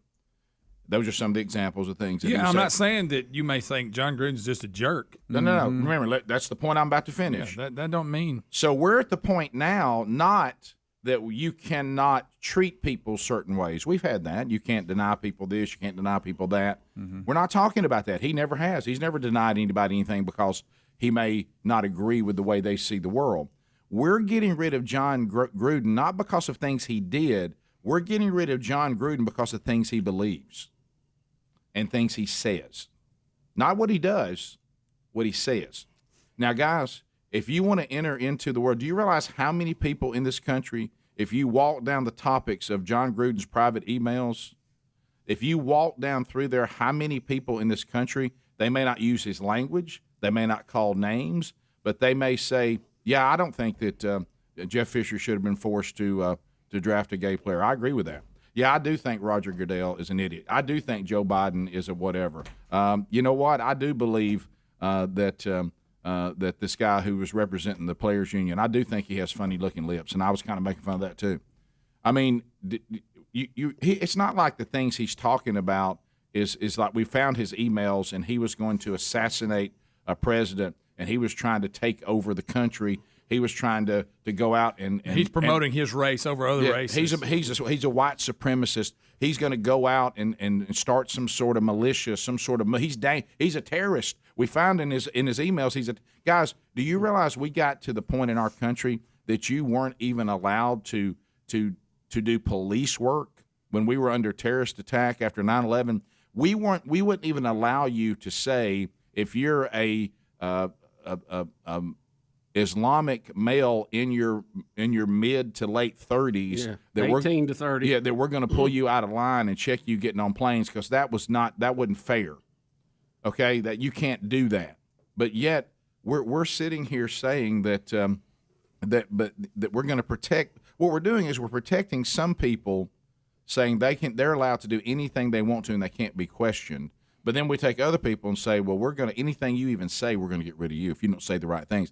Just to understand, guys. No matter how long ago. Let me tell you how important this is. John Gruden is being erased for nothing that he did. He's being erased for things privately he said or typed. And he just simply had a view on the way his company was handling gay players that weren't good enough to play, okay? The way the commissioner is the rule changes we're making in football. People protesting the national anthem. People protesting the national anthem. Washington football team changing their name. Yeah, Washington football team shouldn't have to change their name. And oh, by the way, I think the current president, I don't like him, and I called him a name. That's what he's being canceled for. Not that he did anything to anybody or mistreated anybody. It's just he said some things in private emails that we deem that you can't say anymore. Can't say. Not can't do, can't say. Words. There's no action. It didn't hurt anybody. And let me tell you something. If that doesn't concern you, you're a fool. Because I don't care how you feel about John Gruden. That's irrelevant. Yeah. I'm talking about if we let this percolate to its final end, Bubba said it earlier, We already know how this ends.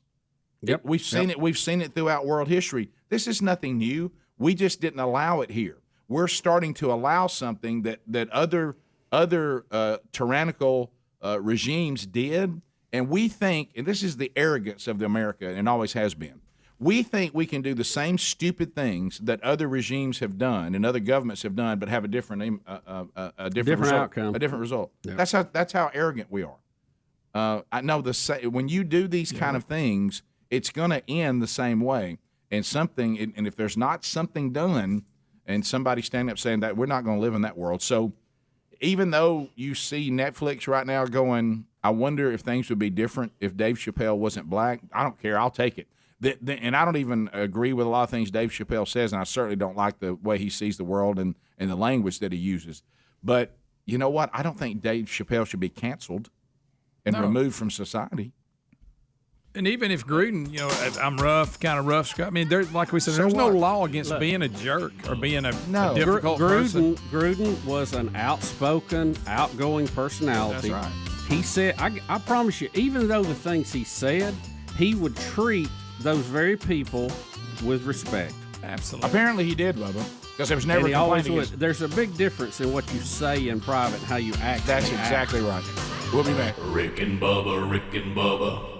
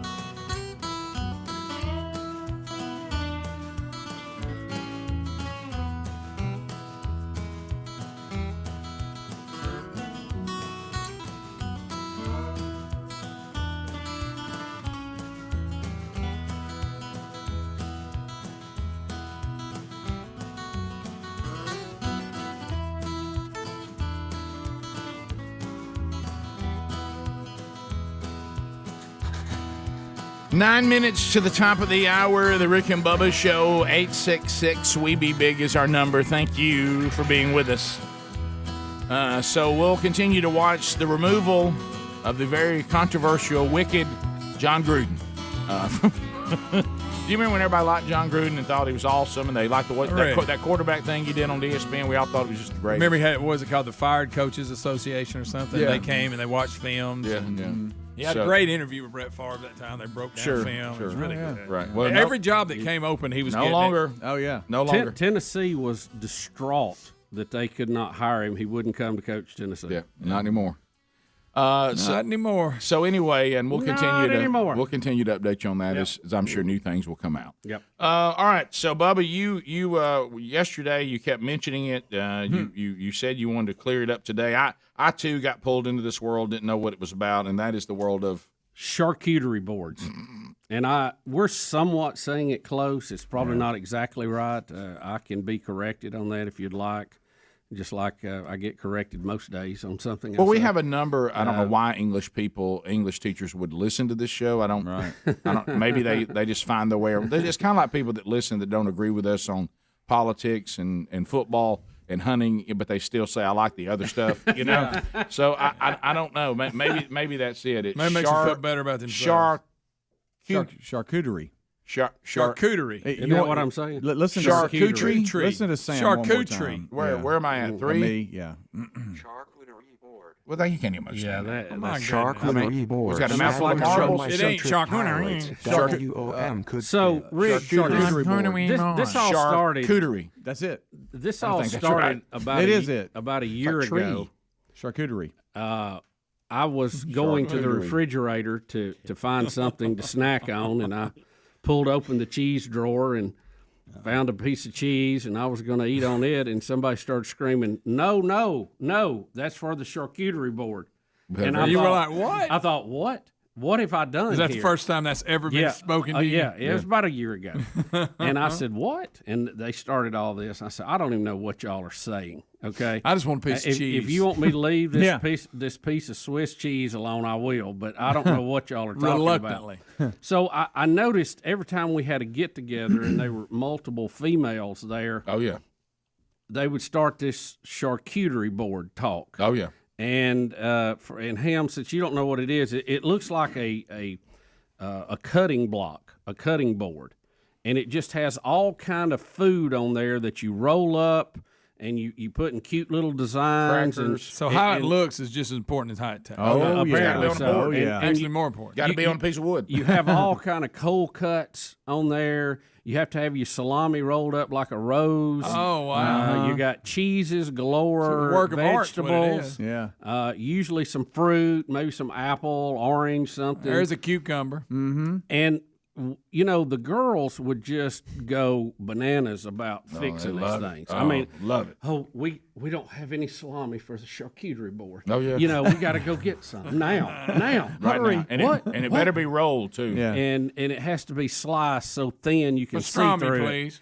And you have all these meats, and I was very confused, and I couldn't say it, and they kept making these, and so to me it was like a little mini appetizer board. That's how I looked at it. I had to put it in hey, this is an appetizer. While we're preparing the main meal, we have this appetizer board or whatever y'all are calling it. And But I hate to mess Well, you it can't up. have a shower with that one. oh no. That's right there with no. the pedophores. Yeah. It is. And but it didn't really fill you up. It was No, it's almost. it was kind of frustrating. like what it reminded me of, and I don't get to go to these like really nice restaurants a lot, but maybe once a year, every 2 years, some special occasion you'll go, and it's some really fancy, Oh, yeah. white linen tablecloth Sure. type deal. Yeah. And I always get that appetizer, cheeses of the world. You ever get that? You ever get that? Oh, And it yeah. comes out on the board. It's just like 100 cheeses. And, yeah. It's always got Gouda. Yeah. yeah. Oh, yeah. Can't you use got bathroom for a that, week. And you got I like that little pile of honey with pecans right over there. Yeah, and you got, goat this, Yeah. and this was made, we milked a bird for that. Yeah. And, it's just all this Weird kind of stuff. Did you say milk a bird? did It's hard to do, Rick. By the way, what Hard in the to do. world has happened to him? I tried to warn you about that yesterday. Did he get a facelift or something? Anyway, sorry about that. Boy, talking about tangent. Talking about Not look at that. Look at there. Yeah, well, that was shocking. right there. Right there. I forgot about that. Yep. By the way, Well, you talking about on cue? I tell you what, he didn't. Hey, he looks as surprised as you. All right, go ahead. Hey, now. So, Actually booked him and put him on the calendar. Not one mention today. you know, the cheeses of the world. The cheeses of the world Slap are great. me. Somebody are slap great. me. Yeah. But you know, the charcuterie board offers so much more. I mean, you got your meats, your crackers. You know, the biggest problem I've seen is finding a board big enough. You need one like you cook a pizza on at Roma's. You know how they used to have that big, like you're doing pottery or something to have one big enough. What a great memory. What do you put like the salami on? Cracker? Greg, there's no bread involved? Greg, there's crackers. Greg, you just pile it on whatever you want crackers. to, There's or you crackers. just pile it grab on it, top of a cucumber or you slice. just grab it with your finger, or toothpick if you're being proper. Depends on how big the gathering is. And now, but Rick, this is funny. Now I find myself before the meal, I said, well, hey Betty, what we having? Well, we're having this. I said, are we having a charcuterie board? So now I'm looking forward to the pre-meal charcuterie board. Oh wow! Give me some of that pastrami, Bubba. I mean, if a ball game's coming up, you go, hey Betty, do we have enough of that? Can I make? Can you do the salami with the pepper on the Are you trying to bring ring? a charcuterie board to a ball game? Can you? I want a cucumber. Can you make some of them look like little roses or something and stick a toothpick in it? And I don't know why, but I'm digging it now because really it's hit me. It is an appetizer buffet. So it's what I mean, right. You can start. And at I love the cucumber. buffet format. Who doesn't love that? So what you tell me? There's no really theme. So you can start a cucumber, end up with a pineapple. You could Pretty much. Absolutely.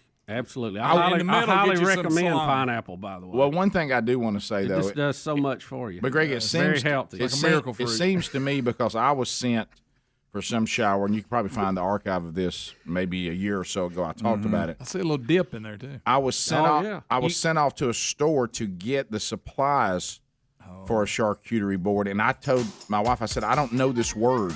I don't know what this means. Can you write it down? And so I went into the store and just said, and of course I went over to a female and said, charcuterie, and she was, oh yeah. You started out so sure, you weren't sure. Charcuterie. I need one of them wood boards with a bunch of appetizers on. You mean a charcuterie board? Yeah. Throw me a few olives. But what I'm saying is, I think there's certain things that have to be on it for it to be a charcuterie board. What are those? Well, Rick etiquette. and Bubba, Rick and Bubba.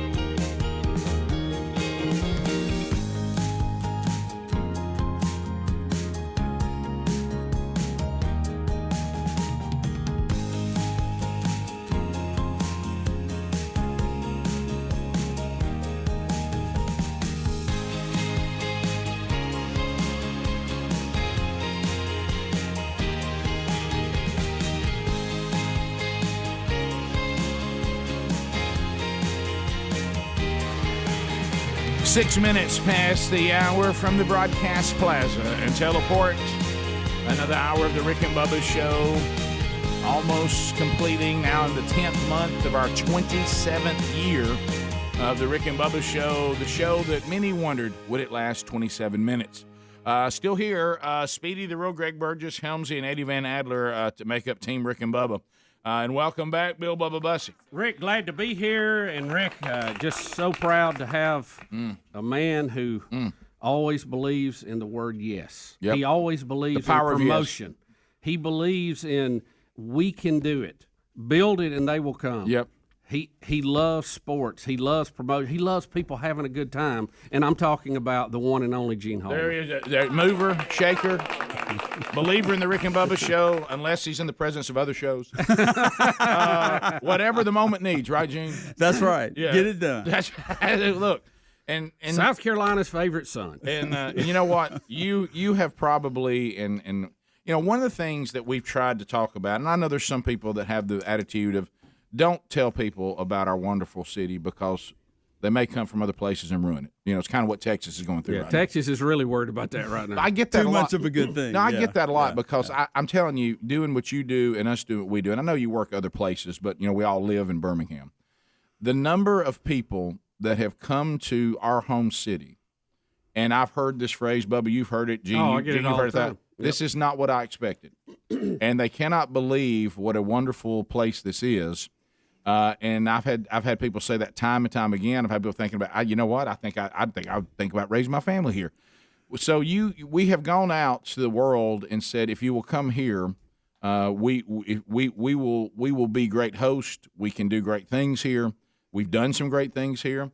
And when you sent the text to us, you know, it was in the middle of the night. I think it was 8:30.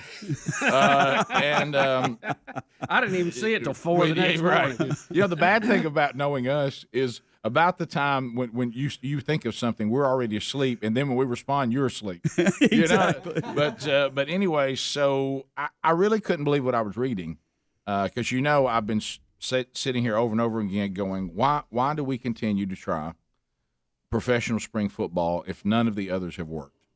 Its record is it has no wins. 0-7. Yeah, 0-7. So, you know, and we all know the definition of insanity. But what you're saying is, Rick, we're listening to the definition of insanity, and there's an idea brewing that is not going to be do it the same way we've always done it. And Birmingham could be a big player in this. Well, or the big player. The big player.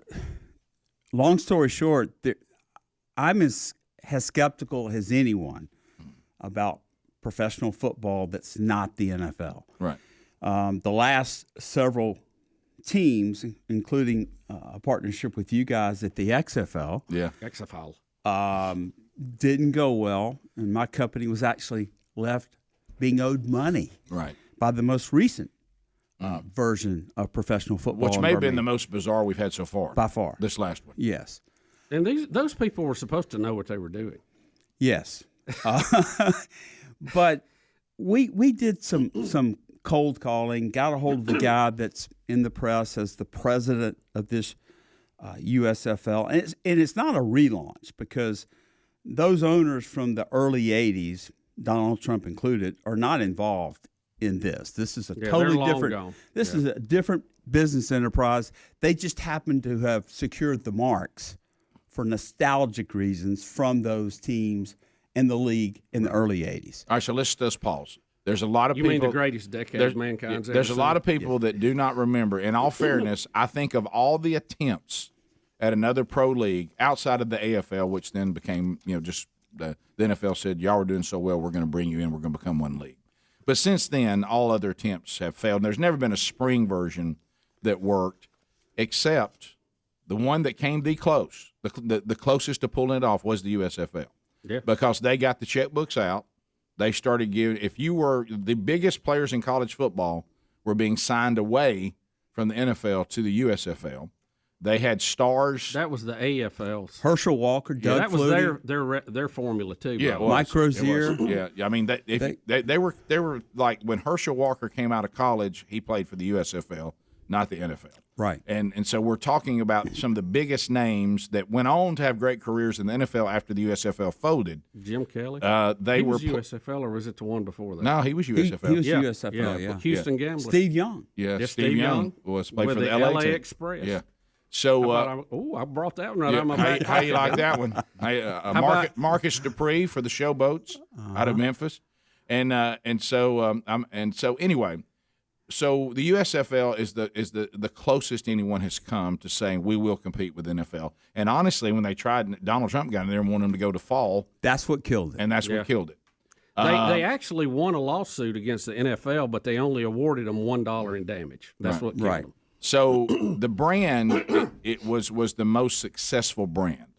And you're saying that even the mascots that went with the cities and the teams, they've bought the rights to all of it? Yes. They don't know which there are going to be 8 teams in this first season of the USFL that will begin in the spring of 2022. So Wait, that's you're a talking given. about this one coming. We're about to do it right now. Right. Let's play football. I mean, that's around the corner. Yes. Yep. And those names, I scribbled down some of them because, these are great football names. Maulers, Wranglers, Gamblers, Gunslingers, Showboats, Renegades, Invaders, Blitz. I didn't hear Stallions in there. And of course, the Stallions. Birmingham Stallions, yeah. And no question the Birmingham Stallions was the best of the 7, but that moved to the fall by Donald Trump primarily because he wanted the NFL to merge with them. Yeah. That was his way to get into the NFL. It killed it. So what the concept is, you have to start and look at the 7 that failed previously, and it was because they were all undercapitalized. They didn't have enough money. Professional football is a different business model than professional basketball, baseball, any of them, hockey. Just the medical insurance alone for a professional football team is X number more dollars than the other sports because more bodies too. Yeah. So the business model failed because they were all undercapitalized. They didn't have enough money. Well, you start here with the premise and the fact that Fox Broadcasting is going to own this league. So you're announcing today that Fox Broadcasting has bought the USFL. Well, they didn't buy it. They're starting a new league and have bought the marks and the names from the old USFL. Got it. Bottom line is this is going to be a Fox Sport venture. Fox Broadcasting, which owns Fox Sports. So the CEO of Fox Sports we're talking to, he reports directly to Lachlan Murdoch, Rupert's son. So this is a whole different deal in terms of finances and the ability to withstand early losses because that's what's going to happen. In any business, most businesses, new businesses fail because they don't have enough capital to make it through the lean years early on. Fox doesn't have that problem. And they want the content. They have research that shows spring football can make it. The ratings have been good for spring football. Yeah, XFL had better numbers than what replaced them. Yes.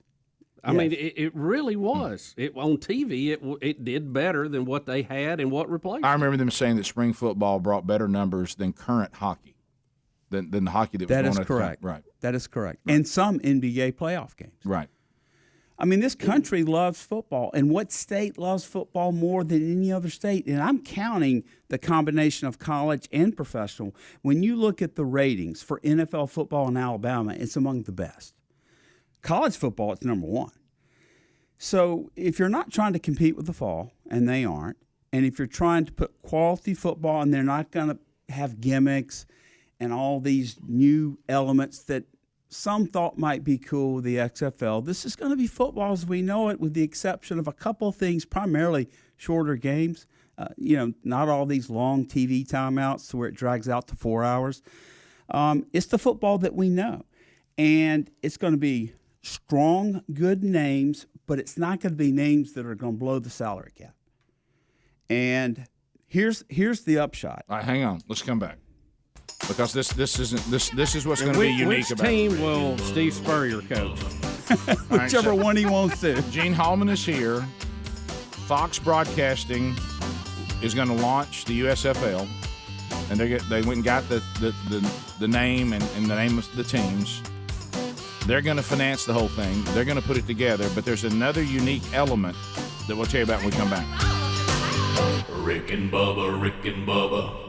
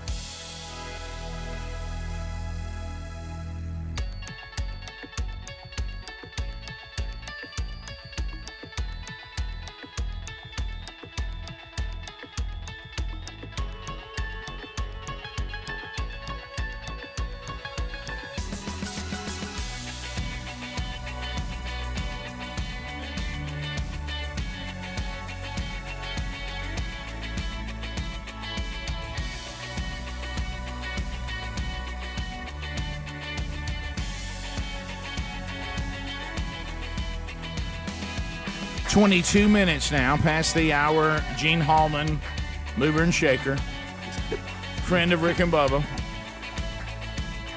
All right, so you just told us, and you know this is an uphill climb with me on these spring football leagues. I know, with a lot of people. With a lot of people. So USFL is going to return, owned by Fox Broadcasting. They're going to bring 8 teams from the old USFL, and we don't know which 8 they'll use. We do know Birmingham, if it works out, will be one. Right. They will bring the Stallions back. We don't know about the others. Do we know that the Stallions will be back, Gene? 100%. Okay. So will they be called the Stallions? Yes. Okay. So we are going to use. Will Joe Cribbs be their running back? So same logo, everything. Okay. So we're going to use the 8 teams they pick will all be the old USFL. There'll be 8 of the USFL teams. Right. Same logos. Same logos, same nostalgic flashback type thing. Yeah. Now, the one thing that you said to me that I couldn't believe what I was hearing is this next item. They're thinking about doing something completely different that involves this city if it all works out. The bubble format? Yeah. So tell us how this thing's going to lay out. The entire first season and maybe the second season, but certainly the first season will be played in its entirety in Birmingham, Alabama. All 43 games. That's never been done before in the history of professional football. They will play every single game in Birmingham. Yes. It will be the headquarters of the USFL Spring League. And every player, coach, trainer, front office person will be staying in a hotel room, eating in our restaurants. The economic impact from this alone is into the tens of millions of dollars. How do you schedule the games? Yeah. Well, you've got Everybody 2 play stadiums. every week? The majority will be played at Protective Stadium. Legion Field will be used some because you're going to need a second stadium at times. And there'll be 4 games per weekend. Okay, so one at one. There'll Two be on 2 at one Saturday, field, 2 at on the other. Sunday, I or think- 4 all at one day? Friday, Saturday, and Sunday. Okay. And I think 75-25 Protective Legion Field. That's a rough estimate. And those who don't know, Protective is a brand new stadium that launched this year for UAB. And one of the reasons why they want to come here, they love that stadium. And the size of it's looks perfect. good. Perfect. And what is it, 40,000, 45, somewhere in there. So that's perfect. Yeah. And it's new, which is good. And then you've got the legend, old gray lady that is still hanging on, but there's some fun. You can have that. You just don't you won't use it as often. Correct. But it'll get something. Right. So, Gene, is the bubble for what rate? Is it Cost. COVID or is Cost. it is a cost Yeah. thing to get it going? Simplified. You know, the NBA did it with for COVID reasons in Orlando, and it was an aha moment. Well, let's just use that. Make sure that we're stable. Let's make sure that we're all in the same city so we can get this thing down right before we go out to our respective cities. And let's contain cost, and let's be smart about this. And they have picked and courted and come after Birmingham, Alabama.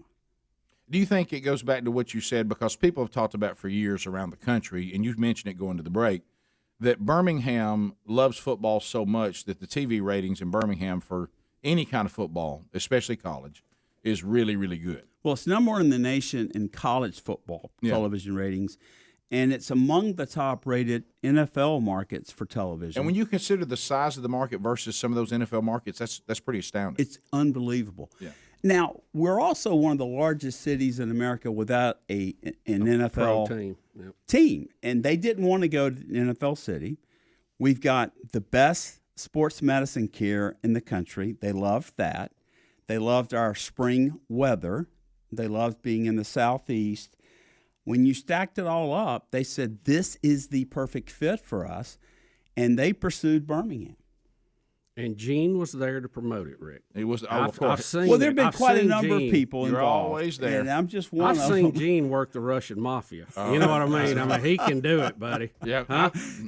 I've seen Gene. You have to explain that. That's when the U.S. played Russia in the Fed Cup. Right. So how is the NFL involved in this? Or are they at all? They aren't. But Fox is the NFL's single biggest customer. They pay close to $3 billion per year for the rights to televise the NFC. Football is in Fox's DNA. That's what they do. Right. I mean, that's their primary sport focus. And so the NFL is going to tell them proceed, obviously, but there's no formal affiliation. But this is not a minor league for the NFL. No, not at all. But players obviously can get to the NFL from the league. And here's the big difference. They will take players 2 years removed from high school versus the 3 for the NFL. So for a young man who really wants to start making some money for themselves and their family, and they don't want to wait to that junior season completion to go to the NFL, here's a way to start playing professional football that 1 year earlier, make some money, and get ready potentially for the NFL. So you mentioned in the break, so we see this like you would see franchises, but that never leave the corporate. They're always corporate franchises, meaning Fox will own the league, and and you may get a franchise as a team. It'll be tightly controlled. But we're all under the exact same heading. Yes. Right? They're called owner-operators in these various markets. I don't pull my team off and start doing our own thing. No, and you can't go wild with the salary cap or do whatever you want to do. Gene, that was another question. Yeah. Is it going to have a salary cap? How are they going to address the payroll issues? Yeah, they're going to pay the players into six figures. I don't quite know the mechanics of the salary cap, but they're certainly, since it's league-owned, they're going to operate it as a business and make sure that things don't get out of control. But they have the ability to withstand losses. They're going to commit at least $150 million over 3 years to get this started. This is a 3-year commitment. So you're not going to see something like we did with the last league after game one where they ran out of money and had to borrow money to pay the players. I mean, this is totally different. Week one. So here is, in my opinion, probably the single biggest benefit for our community. Who's running the paperwork on that? Is they're going to have another major network broadcast partner, Fox will. So one of the big four will be with Fox, and half the games will be on network TV. Network. The other half will be on Fox sports channels. cable, like Fox or this other network's sports cable. So all are nationally televised, but half of them on network and some of them primetime network. Some of the games. Tremendous exposure, 43 games over 12 weeks for our community on national TV. All right, I still got some more questions. Okay. We'll come back. If you have any, 866-WE-BE-BIG, Gene Hallman. The USFL, the consideration is Fox Broadcasting will bring it back, would like to play all of the games, the first season and maybe even the second season, in one city, and that city right now would be Birmingham. Interesting. We'll be back. More Rick and Bubba right after this. Rick and Bubba, Rick and Bubba.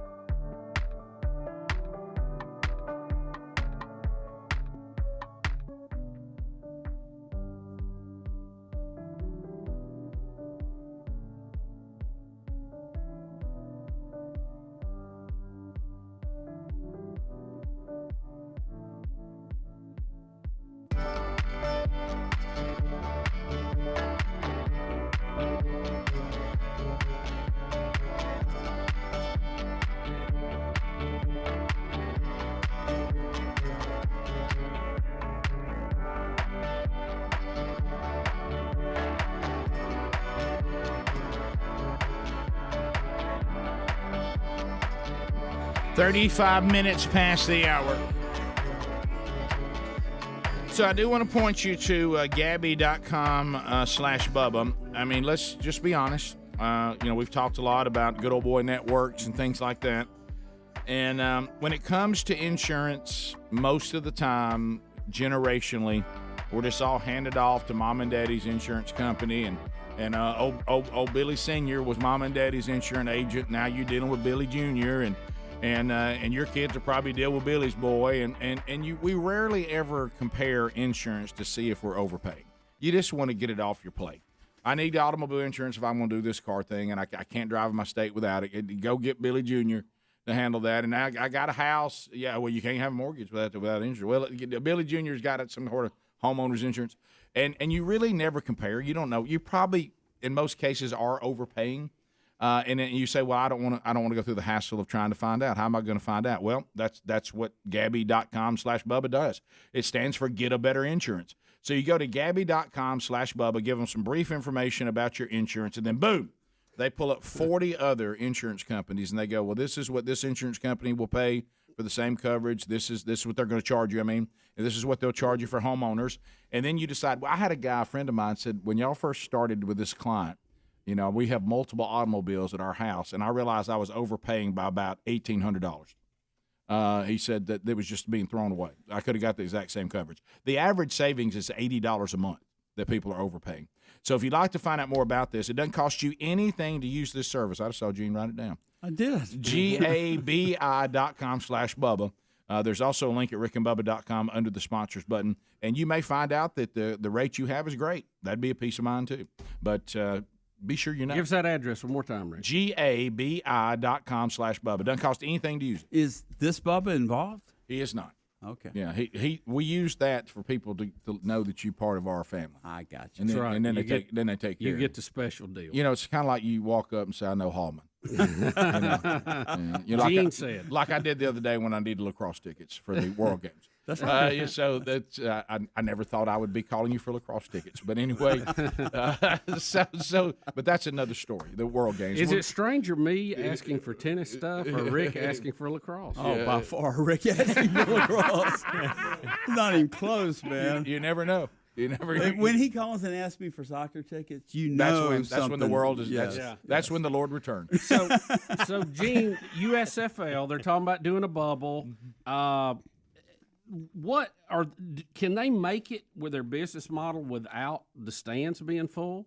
Yes, because I don't know. I mean, I may want to go and support it, but I don't know if I can watch 4 games every weekend. So how is that going to play in, just from an economic hard number? Just being frank, they're going to give away, especially the community groups and kids, free tickets. The average ticket price will be between $5 and $10. This is not dependent on the ticket fans, revenue, right. Local sponsorships. This is a made-for-national television product, and they need the TV content. We all know that the number one driver of ratings is live sporting events. Right. Because you can't get that. You can only watch it live to get the result. You can't, go and watch that on streaming later. Right. You can't stop it in the middle and come back. You can, but you'll know the result when you come back. No, it's one of those things that I hear people talk about this all the time. They're ready to move fully to the streaming world, but what's the first question? Now, how do I watch live sports? Exactly. Because that's the one thing you got to figure out. The rest of it, that's easy. Right. But when it comes to sports, you got to go, now, how do I still get my live sporting events? So what you're saying is they almost will have the attitude of, remember Bubba painting the room? Yeah. Look, we need people in the stands for the football, for the TV experience. If the model, to make it a better atmosphere. If the model doesn't depend on fans, that's certainly a better arrangement, because then that's icing on the cake. Now, it will change as you move to where the teams are in their individual markets and the stallions are here. Then they want the home crowd. But this is going to be an incubator to get it going. Exactly. Right? Yeah. Exactly. And you're saying one season in Birmingham for sure, if everything comes through. And maybe two. Right. But it's all recorded. And also, I guess from their standpoint, they've got so much control now. It's not like we got all these different markets, and this market is killing that market, and this market's cannibalizing that market. And if that market would have done well, we have this one over here doing well, but that's the one that killed that. They'll all be in the same place. Exactly. Yeah. Well, the people with it's the new how stadium, the people of Birmingham and surrounding regions how they respond to the product. The people with a new stadium have to be ecstatic over this. They are. I mean, they're going to be able to put their brand new stadium, protective stadium, on network TV and on sports cable national TV, say 30, 35 times in a span of 10 to 12 weeks. In a time of year you really wouldn't be using it anyway, right? Under normal, because it wasn't going to be multi-use, was it? Well, there was going to be some concerts and other things, but this is like the gift. It's one of those things in life where you look at it and go, all right, what's the catch? Yeah. You know, this is too good to be true. But after 3 months of due diligence by a lot of people here in this community, it's like, no, this is real. So Fox flew in Thursday and Friday. They brought every Did you turn them on to the show by any chance? They already knew about the show. Okay, I think that's one of the primary reasons they're coming. I didn't want to say it. They mentioned to me something about needing a play-by-play team. They had tapes from the XFL in the early 2000s. We're the ones who brought you to the XFL. Yes. But we were the original Eli and Peyton, by the way. All right, so they came to town on Thursday and Friday. They brought virtually every senior executive, and they brought Gus Johnson and Reggie Bush with them. Just to put an exclamation point on, we want this community to be our home for at least one full season.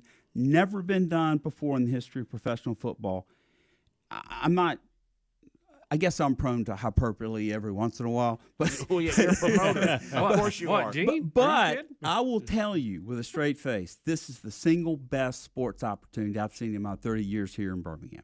For this community. Wow. No doubt. With all the national television exposure, with the economic impact of at least 50,000 room nights over a 12-week period, it's such a no-brainer. So now we're down to working out the details on the facilities, and then there'll be a formal announcement, I hope, in the next 2 or 3 weeks.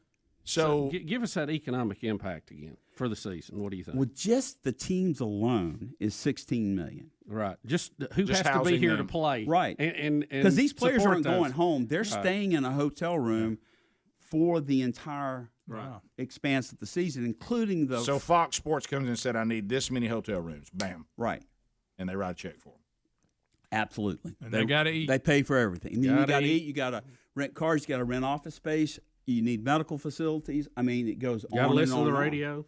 And don't forget, I can't name the other broadcast network, but go ahead, Gene. It's not CBS or ABC. Okay, there you go. See there? That didn't take long. Yeah. But I didn't say hadn't that already been announced? Didn't I see that in the story? NBC's been kind of announced, there it is. I've heard it thrown around. There it is. Do you want me to say it? NBC is what I heard. Yeah, right. So.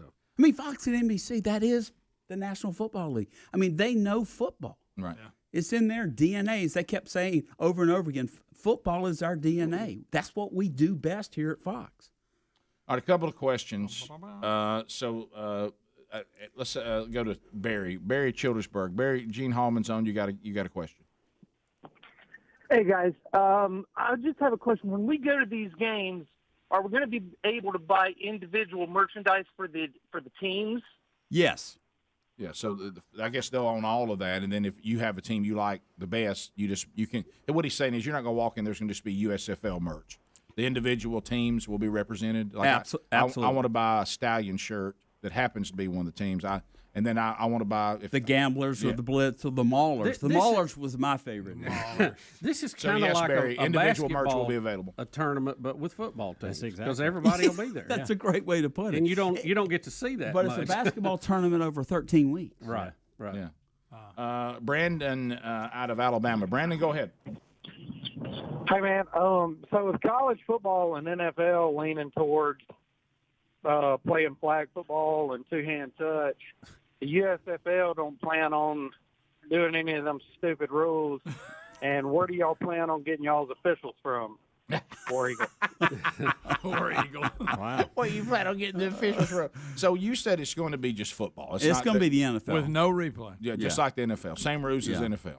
Yeah, they're not. We're not going to do anything with a replay, bizarre or anything like that. No. Let's go to Al in Alabama. Boy, Gene, this is your area right here. Al, go ahead. Al.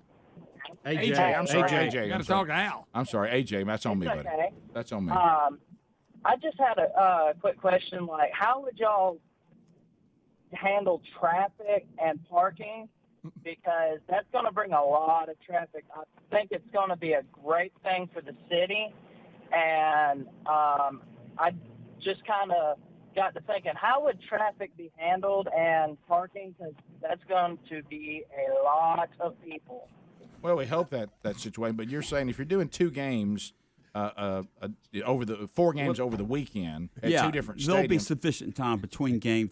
You won't see a situation where one game ends and the next one begins immediately, and you're not going to have 2 separate sets of crowds running into each other. Of course, I might be able to buy a ticket where I just go to both games. Yes. Yeah.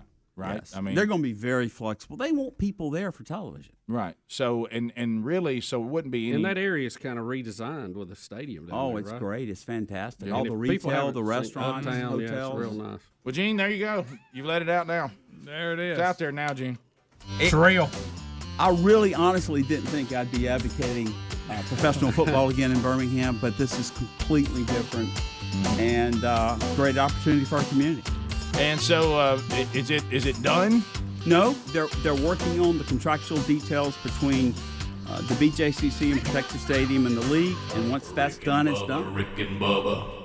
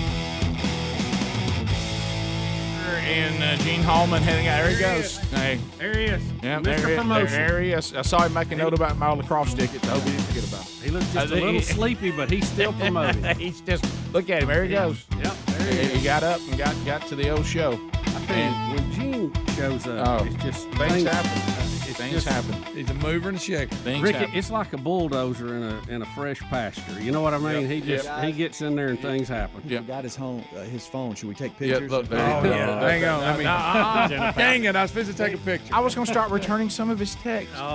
Even doggone, that's one of my favorite things. Do you remember the time I want a picture of all of us shirtless? You talking about to mess somebody up? Let me tell you something. When I did that to one of my buddies long ago, remember that? Yes. We talked about it. And the one because he's like us, he's a person of weight. And the one that he said that he struggled with the most is when I sent a text to all of his family saying that he was committed to losing 50 pounds. The best one. They needed to work with him and do not let him continue to overeat. No matter how much I ask. No matter how much I ask, please stop. Speedy, and then I sent one to another buddy of ours saying that he and his wife had prayed about it. They're going to pay off their mortgage. Speedy, you remember the time we were doing that remote? We were giving people rides in this Indy car, through town. Oh, yes. And we were at some credit union. And one of the ladies that was taking a ride said, "Here, y'all hold my phone," and all this. And when she left, and when you take your arm and make it like a butt? Look just like one. We kept taking pictures of that. Hey, I can do a really good one. You really can. Let me see your In the phone. old days, it was more fun because they had to carry them to Walmart to get them developed. and when they would open that envelope and all those pictures were on there, and they knew the techs had seen them all. Please send that to Team Rick and Bubba right now. We were putting on. We are about 12. we were putting it on that lady's so phone. good. I love to get somebody's phone. Hey, Rick, complete stranger. We didn't even know. Oh, that's. Did I tell you about the time that the same guy, same exact buddy, he's like, that's just dangerous stuff on technology, was trying to teach Sunday school, and he had something on his phone that he wanted. He was trying to figure out how to get up on the screen and how to mirror it. All of a sudden, all of his text popped up on the screen. Look, and all of a sudden, I see it. So I put on there with his wife watching. I put down, I don't know about that. Have you told Kim yet? I mean, like that. Look, and so she's sitting there, she sees that text coming, she's like, she starts looking around. Oh, that's so good. I don't know about that. Oh, gracious. Have you talked to her about it yet? Oh, God. I just love that. By the way, this email is going to this message is going to slay everybody in the room. Okay. After the conversation we just had about the USFL, this is a good one. I would like to meet with the people that are putting up the $150 million and ask them to pay me $10 million to talk them out of it, so I would save them $140 million. and talk That's them a out good of, price. And talk them out of 3 years of misery.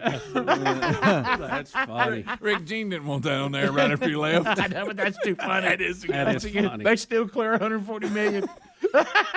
Seriously, and again, we're not going to go negative, but it's not the U.S. But that last bunch that tried it, I've never seen such a failure in my life. And Greg, failed that they were quick. supposed to be the people that had experience and had they all had this it covered. money lined up. Had it covered, and you remember even I think Brody and them, they were actually had a crowd that actually kind of dug the team. My son, they were having fun. My son, he loved I was that ordering team. merchandise like Oh, a he was madman. good looking merchandise. He was having a blast with it. I still have my Birmingham Iron hat. Yeah, I wear it. I love the colors. I love the whole thing. I got a whole collection. I got your I do too. Vulcans, your Americans, your let's see, the Stallions, Our grandparents, the Bolts. Our grandparents took Rick and I when we were, I don't remember what year it was, the first professional ball game in Birmingham. Yeah. The Birmingham Americans played against the California Suns.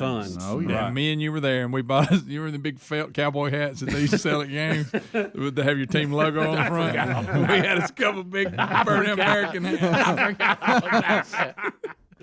Had shirts. And the Americans won the whole thing, didn't they? I think they did one year. They did. They did. You remember who the quarterback was? George Myra.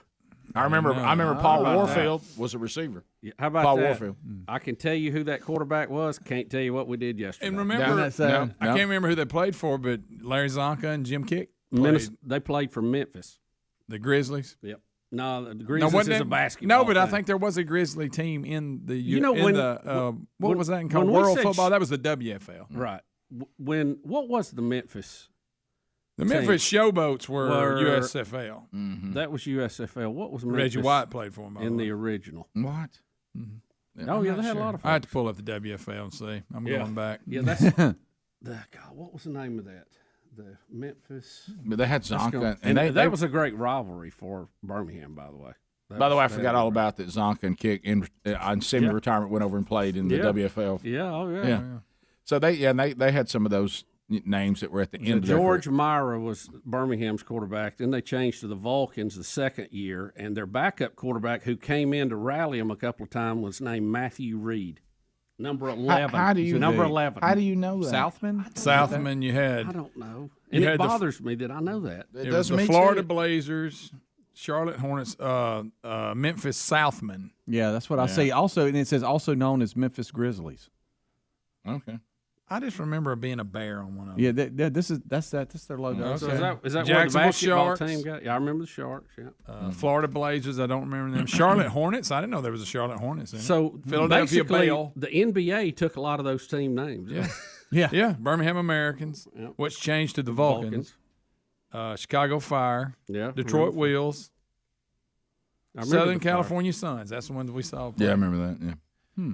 So anyway, will this format work? As Gene openly said, spring professional football is 0-7, right, in Birmingham. Rickett doesn't have a good record. It doesn't. So now the USFL was the most successful. It was, but so I don't know.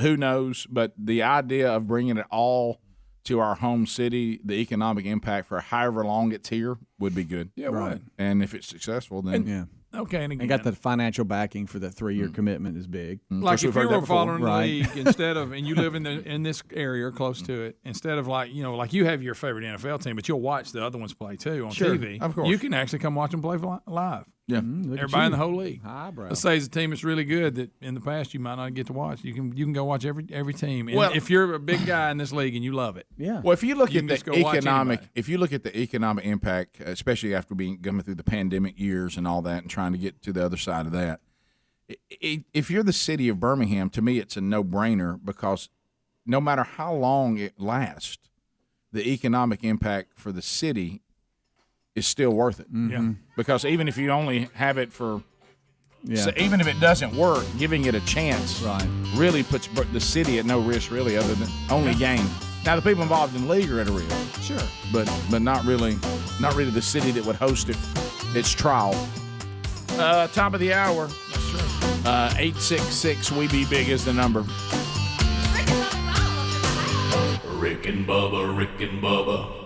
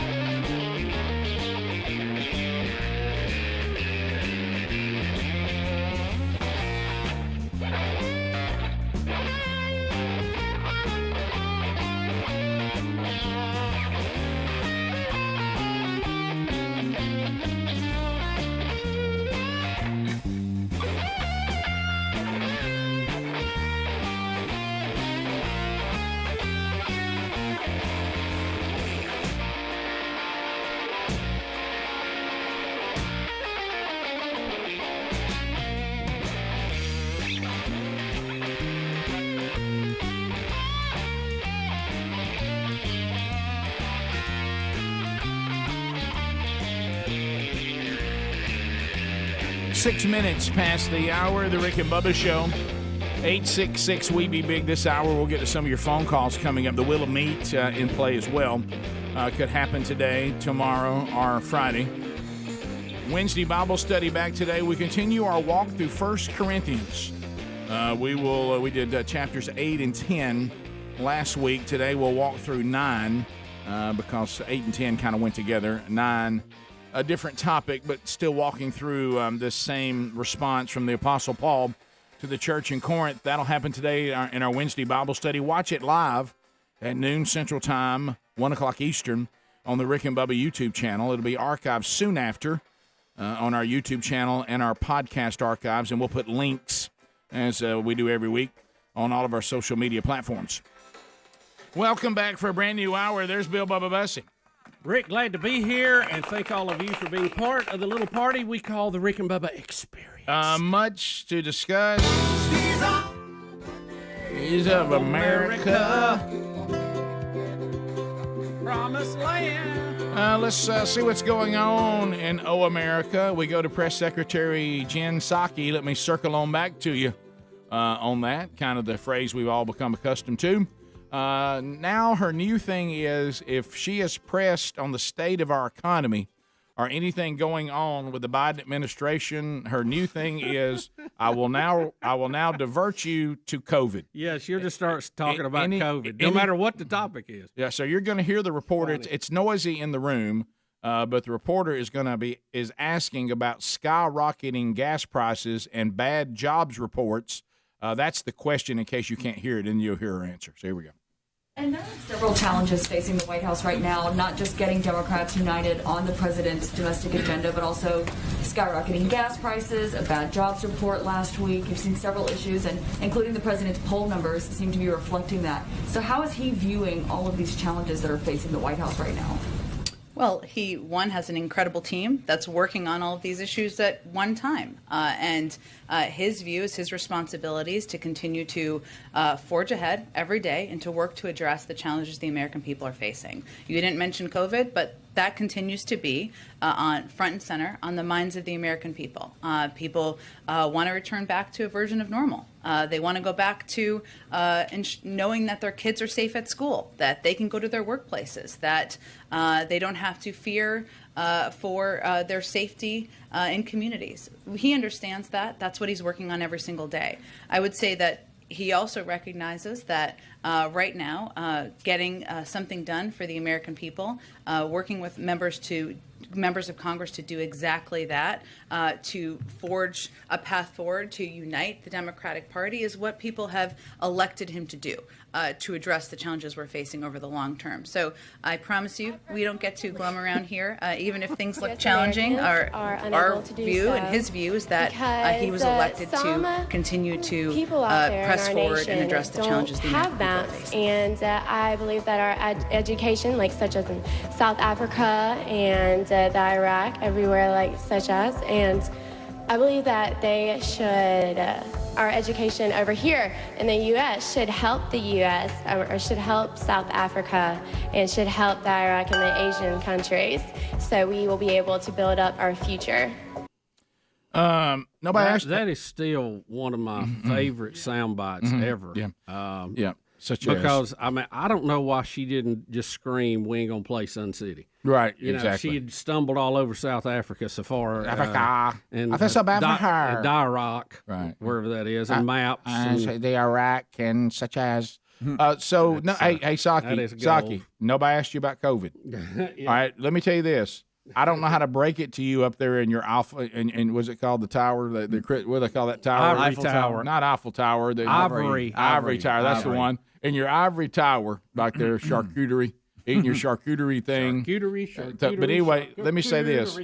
I don't know how to break it to you. America has returned back to normal. We are not gripped in fear. We certainly know it's concerning. And what people are dying. But can I say this? I actually disagree with her. I've heard people talking.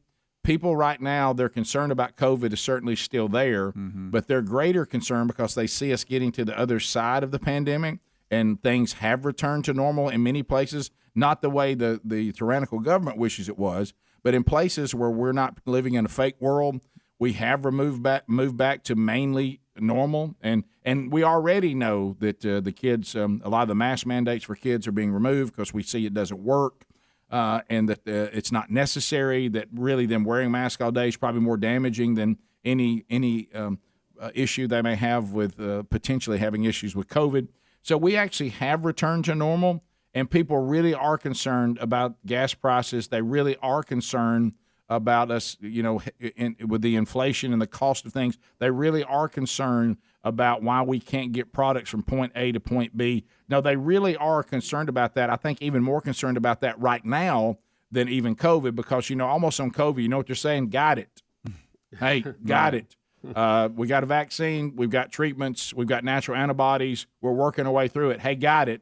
This other stuff is still going to be with us when we get to the other side of the pandemic. We really would like to know about those things. Yeah.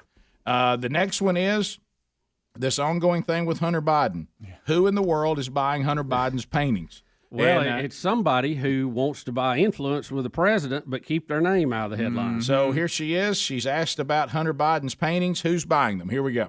We at the New York Post reported on Friday that the first son had sold 5 prints of his artworks for $75,000 each, and that a team of lawyers is reviewing the prospective buyers who are going to be allowed into an upcoming New York show. That seems to suggest a departure from the White House brokered agreement where the purchasers would be anonymous. I was hoping you could say if the White House knows who purchased the 5 prints and whether there is indeed a departure to the arrangement that there would be an anonymity here. I know this is your favorite topic, but it still is the purview of the gallerist.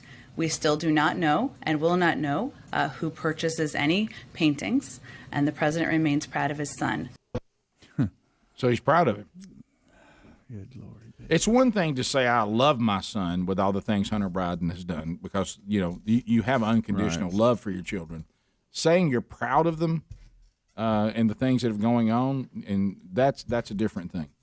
Rick, she already told us, don't forget that if taxes go up on corporations, it's absurd that they're going to pass that along to their customers. Remember that. Don't ever forget that one. I couldn't believe that. That is the nut hit me in the top of the head moment out under the tree. I'm like, you got to be kidding me. Also, I understand, if I'm not mistaken, that John Gruden has started painting. Oh, Rick. And so I don't know. I don't know when he will have his first presentation. But apparently he says I guess he's seeing if you'll just paint some pictures, people forget all the things that they're mad at you with. Right. So I don't know when the Gruden paintings will be available. If his emails had been on Hunter Biden's laptop, he'd still be coaching the Raiders today. Because nobody would have ever heard about it. We'll take your phone calls next. It's our first real phone segment of the day. You've had a lot thrown at you, and you can reply to any of it, respond, bring up your own topic, ask your own question. The next segment belongs to you, Rick and Bubba World, and the lines are available, 866-WE-BE-BIG. Talk to you next. Rick and Bubba, Rick and Bubba.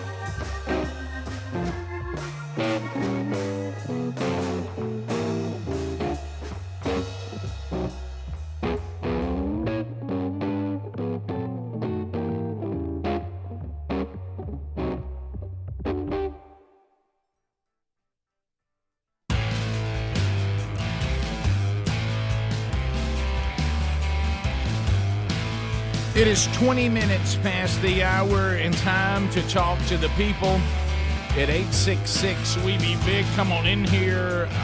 Your comments, your questions. Lindsay out of Birmingham listening to us on 104.7 WZZK. At the end of 30 seconds, here's the buzzer.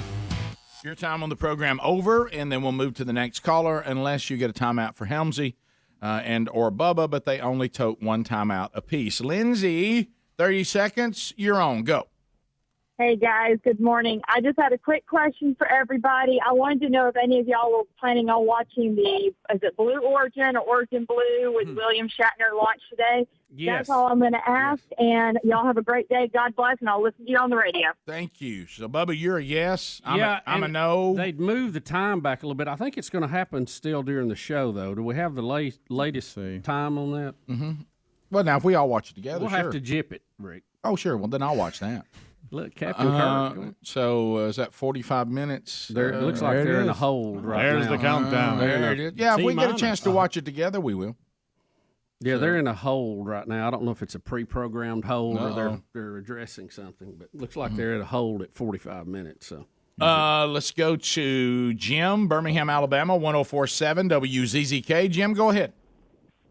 Good morning. Long time 10 minutes a day listener. Thank you. Thank you, buddy. It was curious if Ivory Tower lady had got any reports on the LA Rams or the Seattle Seahawks recently. There's about 70,000 people at both of those games, and I don't think anybody was too concerned about COVID, but more concerned about the $5 per gallon of gas they were paying to get there. Yeah, much more Anyway, concerned. John, go ahead. Yeah. Again, that's that fake world that they want us to live in. And no matter what question you ask her right now, COVID. Leslie in Springville. Leslie, go ahead. Welcome to the Rick and Bubba Show. Hey guys, my husband texted me right after y'all did the charcuterie board segment because I had missed it, and I let him know it's basically a grown-up Lunchable, and he died because that's what it is. I mean, you got cured meats, you got crackers, you've got cheese. We just threw in some fancy ways of displaying them, and fruits and breads and other things and dips. You know, you're right. It is a grown-up Lunchable. I never thought of that. The it really only is. thing, and I like a lot of the meats that are on there, but, bologna was missing, and I pointed that out. Yeah, so. I bet that went over like a lead balloon. What is wrong with bologna? Why is it? I mean, we got salami. Why not bologna? Who tried to take bologna and act like that's some kind of? I'd make bologna into a rose. Yeah, absolutely. Well, good luck with that. Put a toothpick through it. Chris in Florida. Chris, 30 seconds. Go. Biggins, how's it going? Fantastic. Mm-hmm. Guys, I would rather listen to 8 hours of James Knuth or 8 hours of Beth Mowins than hear Psaki again. Yeah, it's her approach and her tone is difficult. Noah, Alabama. Noah, go ahead. 30 seconds. Good morning, gentlemen. So you were talking about John Gruden getting fired for his comments. I was still young enough when, I first got on Facebook that I was still a child when I said stupid things. What do you think my future looks like? Am I going to be held to that standard for things I said when I was 13 or 14? What's some advice you would give your kids if they were in my spot? Well, we talk about this a lot. Everything that you do now, the whole world sees and hears. Yeah, there's an electronic record of it. Yeah, and if you, but here's the problem, and Greg's brought this up, and he's right. I don't really know how to advise you because there was a time when parents could say to their children, this is what's right and this is what's wrong. And if you choose the path of wrong, then these things are going to happen because of the choice you made, because this over here is clearly right and this over here is clearly wrong. The problem is you may say something when you're 13 that society has no issue with whatsoever, and by the time you're 35, they've declared it as inappropriate and unacceptable. Yeah, or 40 years later in some cases. Yeah, the right and wrong is gray now. I mean, it's people's feelings and opinions in any given time. And remember, Gruden has not been fired for things that he said. He hasn't been fired for things that he has done. He has been fired for things that he typed in private emails. Not for anything he actually did to anybody. So keep that in mind. But I do think that young people need to understand social media can be used for good like anything else, but it also can be used for bad. people's opinion of you really doesn't matter on social media. People can say things to you anonymously, which means they're gutless, so I wouldn't pay much attention to that. Or you shouldn't do that because it makes you gutless. And everything that you decide to show to the world, they will see. Everything that you say will be captured. So I would choose my photos and I would choose what I say wisely, because now everything you do and say in your little world you're forgetting goes out to everybody. And when you're trying to get in a college, you're trying to get a job, you know that they have people that work for companies now that don't do anything but search your social media when you're coming in for the interview. Yeah, that's stop number one. Yeah. So if you're on there, knocking back about 8 drinks and got your shirt down there with everything hanging out, or you're some guy that you're laying all over a bunch of women and you're drunk. Talking to Urban Meyer? Or? Yeah, right. You say, and so when you're going in for a job, guess what? The person you're going to sit down in front of it has seen everything on your social media. You act like that, you could end up an NFL coach. That's right. Yeah. Well, remember, you can do those things. Just don't say anything mean in an email. Keep in mind that, if I'm not mistaken, isn't Urban Meyer still coaching? Yeah. Oh, yeah. John Gruden, not. Yeah. Right. Isn't that something? Yeah.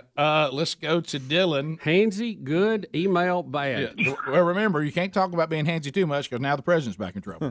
By the way, did you see Babylon Bee yesterday? Oh, these days for them are just. I mean, I bet they just hit a knee every do you think day they feel? Do you think they feel guilty because it's so easy right now?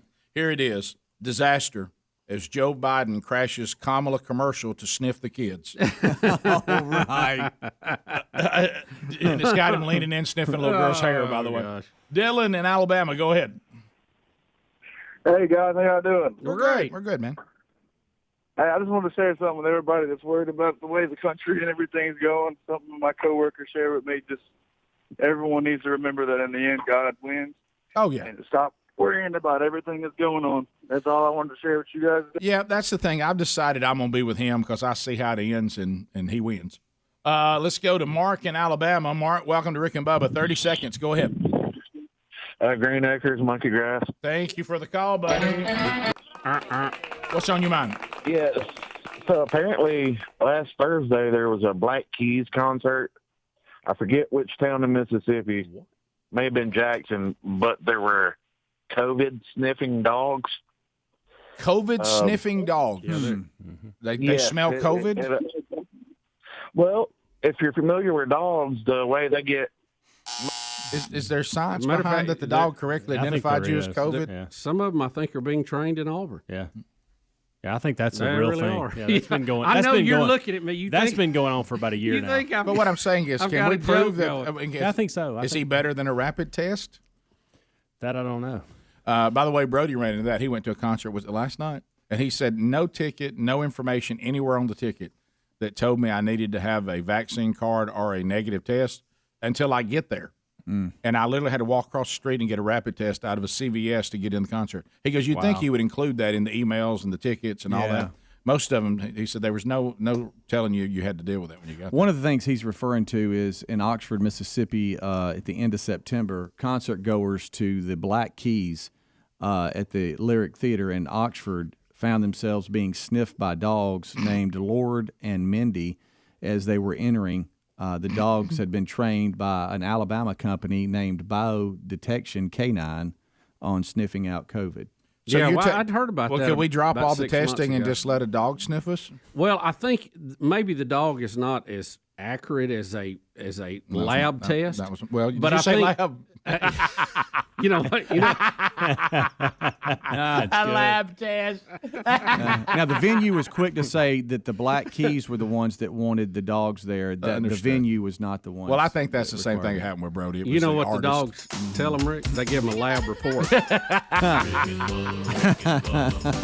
Oh, that's so good. Oh, my gracious. Yeah. Because to Next, me, they'll have orange marmalade tabbies out there doing CAT scans. that's so good. That's Look, good. I'm all for it. Hey, bring on the dogs if that'll get us through here quicker. Yeah. Right. Then our cards and our tests. And if the dogs is all we need, then let's just do that. Bottom of the hour. Rick and Bubba, Rick and Bubba.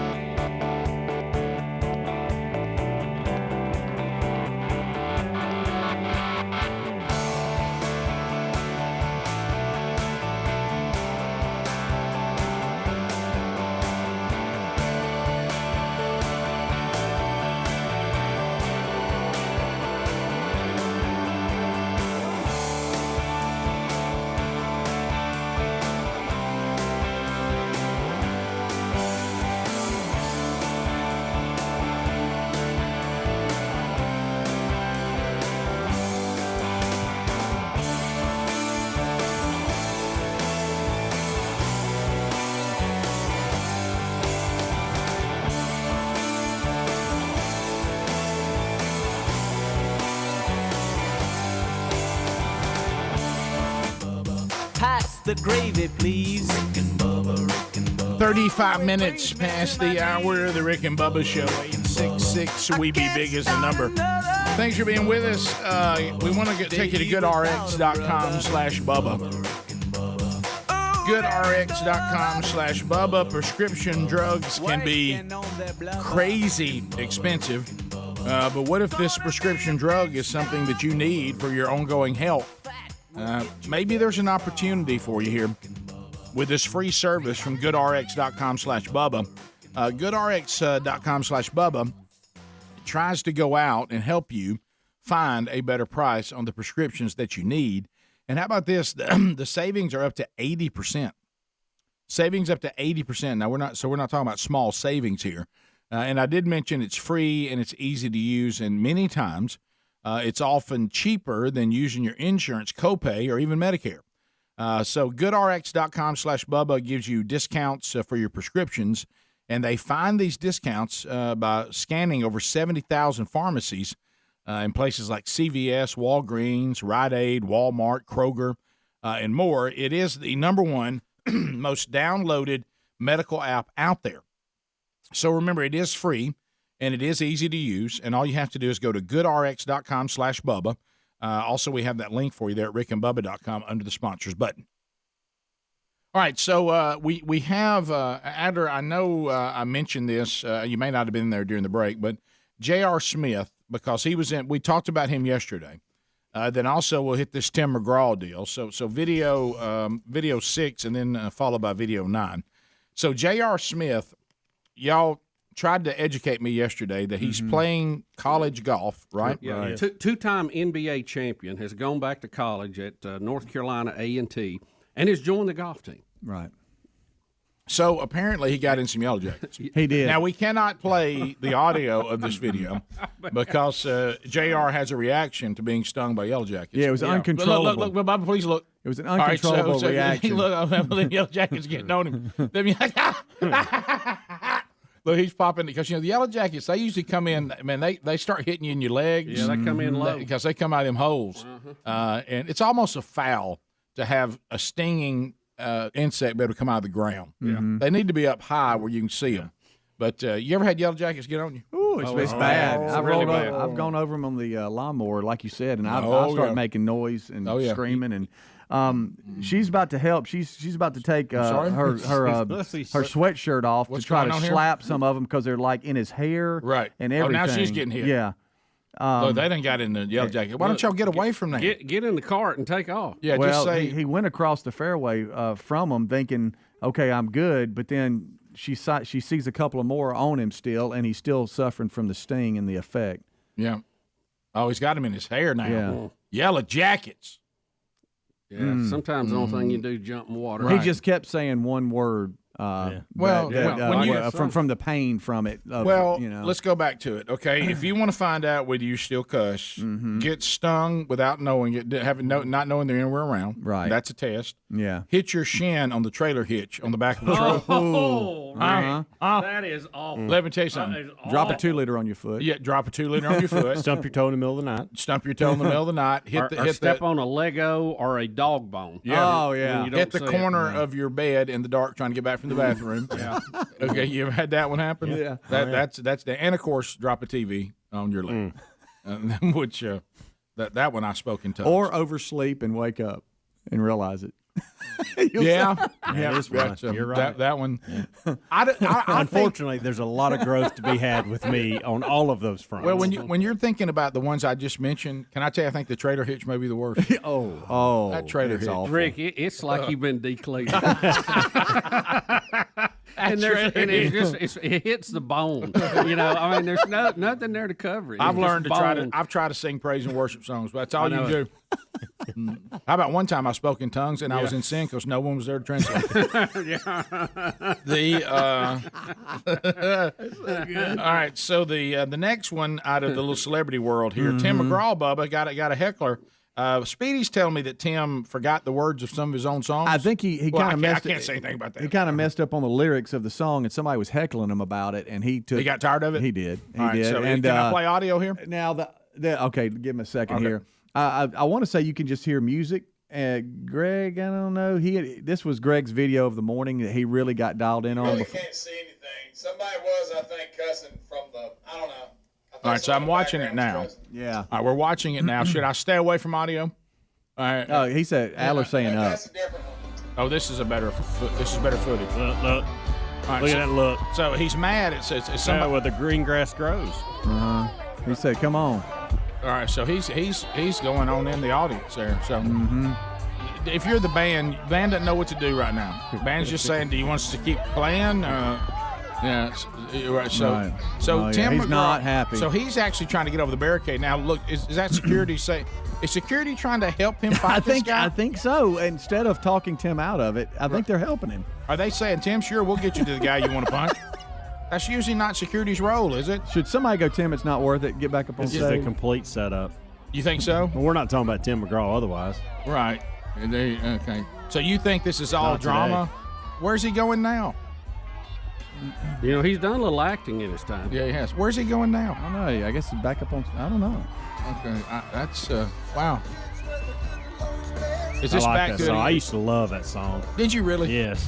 That's very interesting. Yeah, man. I really did. Amanda and I really liked that song. So this goes back to Long he time forgot ago. lyrics and somebody started It making says fun here of in it? the story, hecklers he was forgetting his word, the words of "It's your love." What is it? How's it your song? That was where the green grass grows. But I don't know what song. It's your love. How'd you like to sing where the green Okay, grass okay. grows? Okay, I see. Is that Makes how it me goes? think about Bobby Cooper. Really? How does it? How does Old it? college How does boy. it go? I don't know the song. Huh? Oh, I'm not going to sing it, Rick. Just I know give me what the you're trying to melody do. of it. Yeah, just get us I in just the, gave it to you. I'm not get doing us in that. the key. Did I have it right? Where the green grass grows? Is it that how it Not goes? really. Well, no. how does it go? Let You're Tim singing, sing it. You're singing, thank God I'm a country boy, Rick. You're right. I am. Where the All green grass grows. Apparently, I'm a country boy. he got back up on stage and decided to tell the audience why he was having a tough time remembering the lyrics of his own song. He says it turns out he did the Reno show despite being up 48 hours in order to film the upcoming Yellowstone prequel, 1883. And so I guess he was going off no sleep, and he said, I was just Is this losing Kevin it." Costner show? Time Yellowstone? out. Is he in a?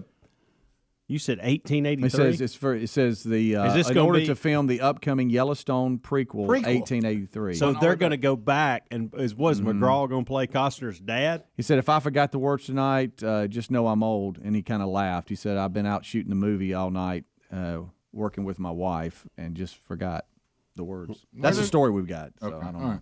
So Where the green grass should I bring this up? grows. A film called 1883.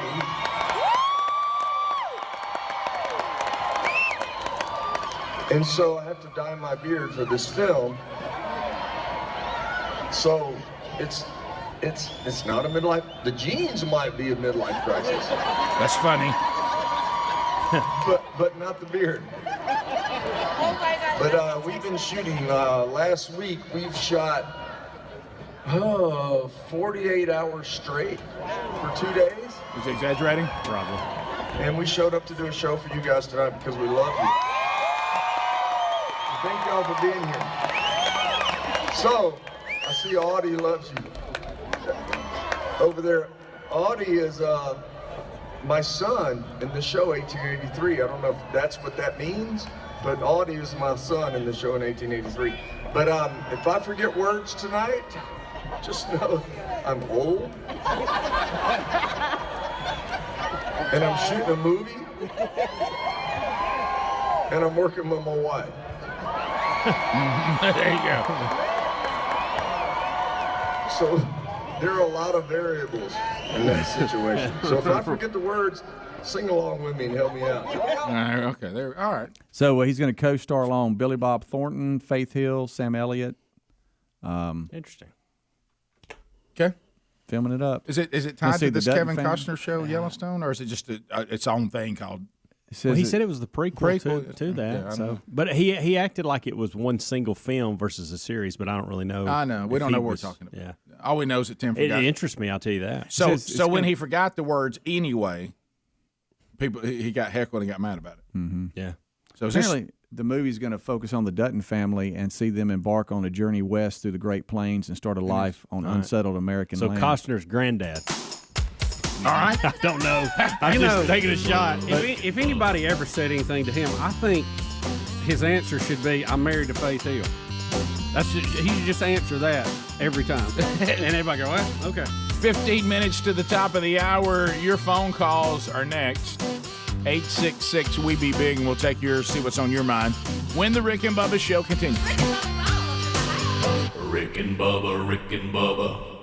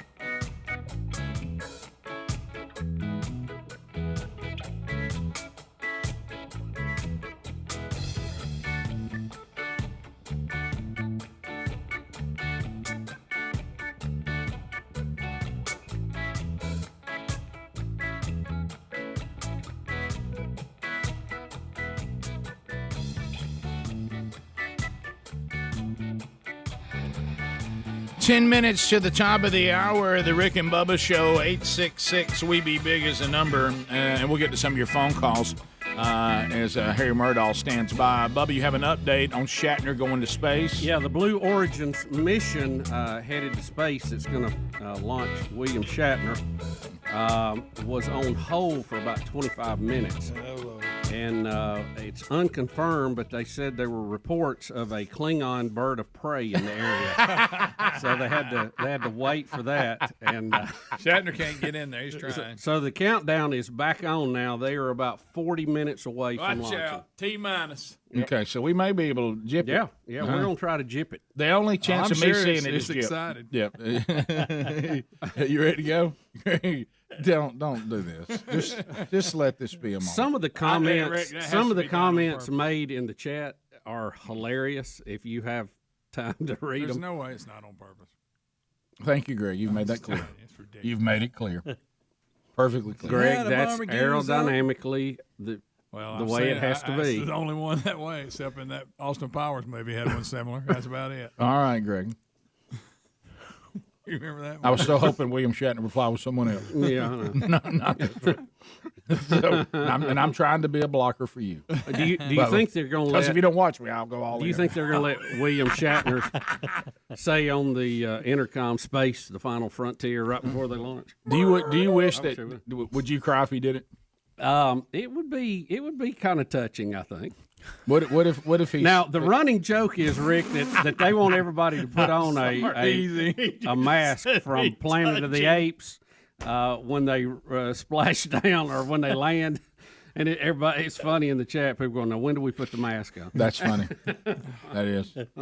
It would. It's sci-fi. It's just we all know it's sci-fi, but he's look. I mean, he's a legend. Look in the middle. Look. Is he nervous? Is he nervous? Denny Crane's He looks a little nervous. Denny Crane's going. Well, guys, I don't know if y'all know this. He really didn't fly in space before. That was just for TV. He's never been in space. He was really in a warehouse. He really didn't pass that test and all No. that. And the only perfect score. Yeah. None of that really happened. Did it? No. Didn't you tell me about that one time? Yeah, the captain. Bubba, I would like to run a list of touching moments that you've had in the past. If this lines up with that. Well, I just think it would be cool, just because if you're a fan With of the this series, particular it would ship, be don't use neat. the word touching.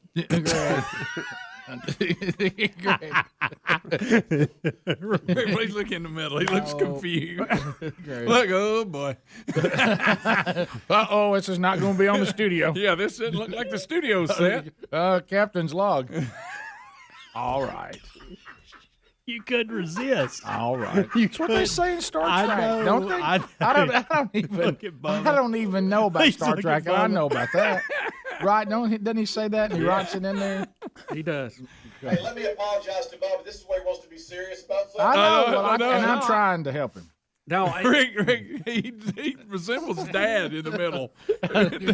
He does. Man, they're the same age. I know. That's what I'm saying. Now, picture Dad going to space. Well.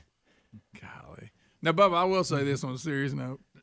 That thing the other day with the balloon that takes you right up to the edge, I'm interested in that. I kind of like to do that. Yeah, I think that's got potential. Greg. It's a poor man's rocket. I think even $50,000 a seat, chump change. Right.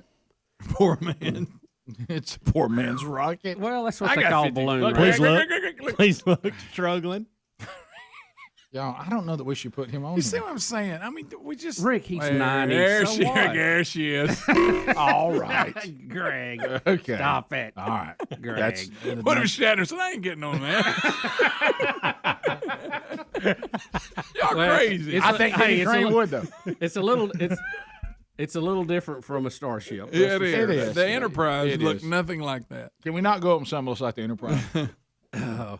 I don't know. It's celebrity joyriding. You thought they would have maybe changed the number on the ship to be what on purpose. Had to be. I'm starting to be in that Bezos said, Bezos says, watch this. I'm starting to lean toward it's on I am purpose. too. I think it is. I'm gonna have to do my own I podcast know.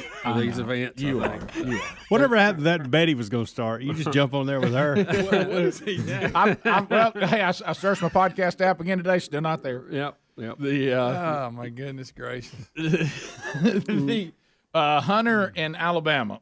Hunter, welcome to Rick and Bubba. The countdown's back on, Bubba. Yep. All right, Hunter, go ahead. Hey guys, how y'all doing today? Doing great. Good.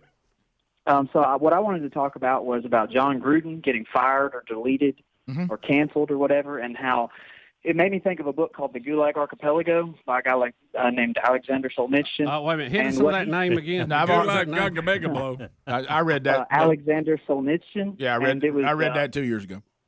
About the Russian Gulag, and so he said it happened because it was what was allowed at every level. No, you're right. Things. Yeah, we talked about it earlier. I don't think people understand exactly what you're saying, Hunter. This is stuff that we've seen before from other regimes, and why do we think that it's not dangerous for us? It's going to have the same result. It's very dangerous. And I was also thinking there was something that Conspiracy Eric said the other week, and I called in and I was going to say it, that he said something about facts and truth. But we believe in truth, and we believe in the Bible, and that truth doesn't change. Facts may change, but our truth doesn't change. Right. And it happens at every level. That's why it was founded on God. Our Constitution is founded on God because the man changes the family, and the family changes the community, and the community changes the state, and you go on. And we have to we have to stop letting these things happen at every level, and it's got to start with each and every individual. Yeah, this removing someone from the way they make a living for things that were they said back and forth in private emails versus things they actually did. There was nothing that Gruden did that was grounds for his dismissal. It was just his opinion on some things in private emails. And as long as those, I would say just some comments he made. Yeah. I don't know if he. I mean, you don't know the context of what some of it was done. So he's the only person that ever was talking to other employees about their boss. Right. No one's ever done that. Right. Yeah. He was the one that didn't like the guy that was in charge of who he was negotiating with. He's the first person that didn't like President Biden. He was a little ill about kneeling during the national anthem. Yeah, I'm sure yeah. So he's the only one. Exclusive to that. So and he has no right to be against it. Is that what you're saying? Yeah, right. And he has a right to also think it's not founded. You know what? Now, if he was, if he did something that the employee said you cannot do and still work here, like action, say he went out there and the NFL said the players are allowed to kneel if they want to, and he went against that and said, ain't nobody kneeling or I'm going to fire you. Yeah. But to have an opinion about how he feels about kneeling for the national anthem and the hassle and how Goodell could have handled that better, that's fireable. I know. Because it's not politically correct. But that's very dangerous stuff. Let's go to Landon out of Alabama. Landon, go ahead. I know this is totally off topic. Yeah. But I wanted to ask where y'all's theme song came from, because I'm always singing that song and I feel so weird for it, but now I be thinking, man, that song is so catchy. Yeah, Landon, first of all, on the Rick and Bubba show, nothing is off topic. Yeah. Okay, so that is a song that was written. We actually did a podcast about it. If you want to go try to find it on Rick and Bubba University. With Brad Ryan. Yeah, Brad Ryan and his brother and his wife put that together for us. He was a friend of Greg and me when we were just kids, probably younger than you even. And he came up with it in his home studio, sent it to us, and said, hey, this may work. And the rest, as you have said, Landon, is history. Yep. So you can go back and watch that on Rick and Bubba University, the podcast, the making of that song, if you'd like to. Landon, thanks a lot. Top of the hour. We'll be right back. Rick and Bubba, Rick and Bubba.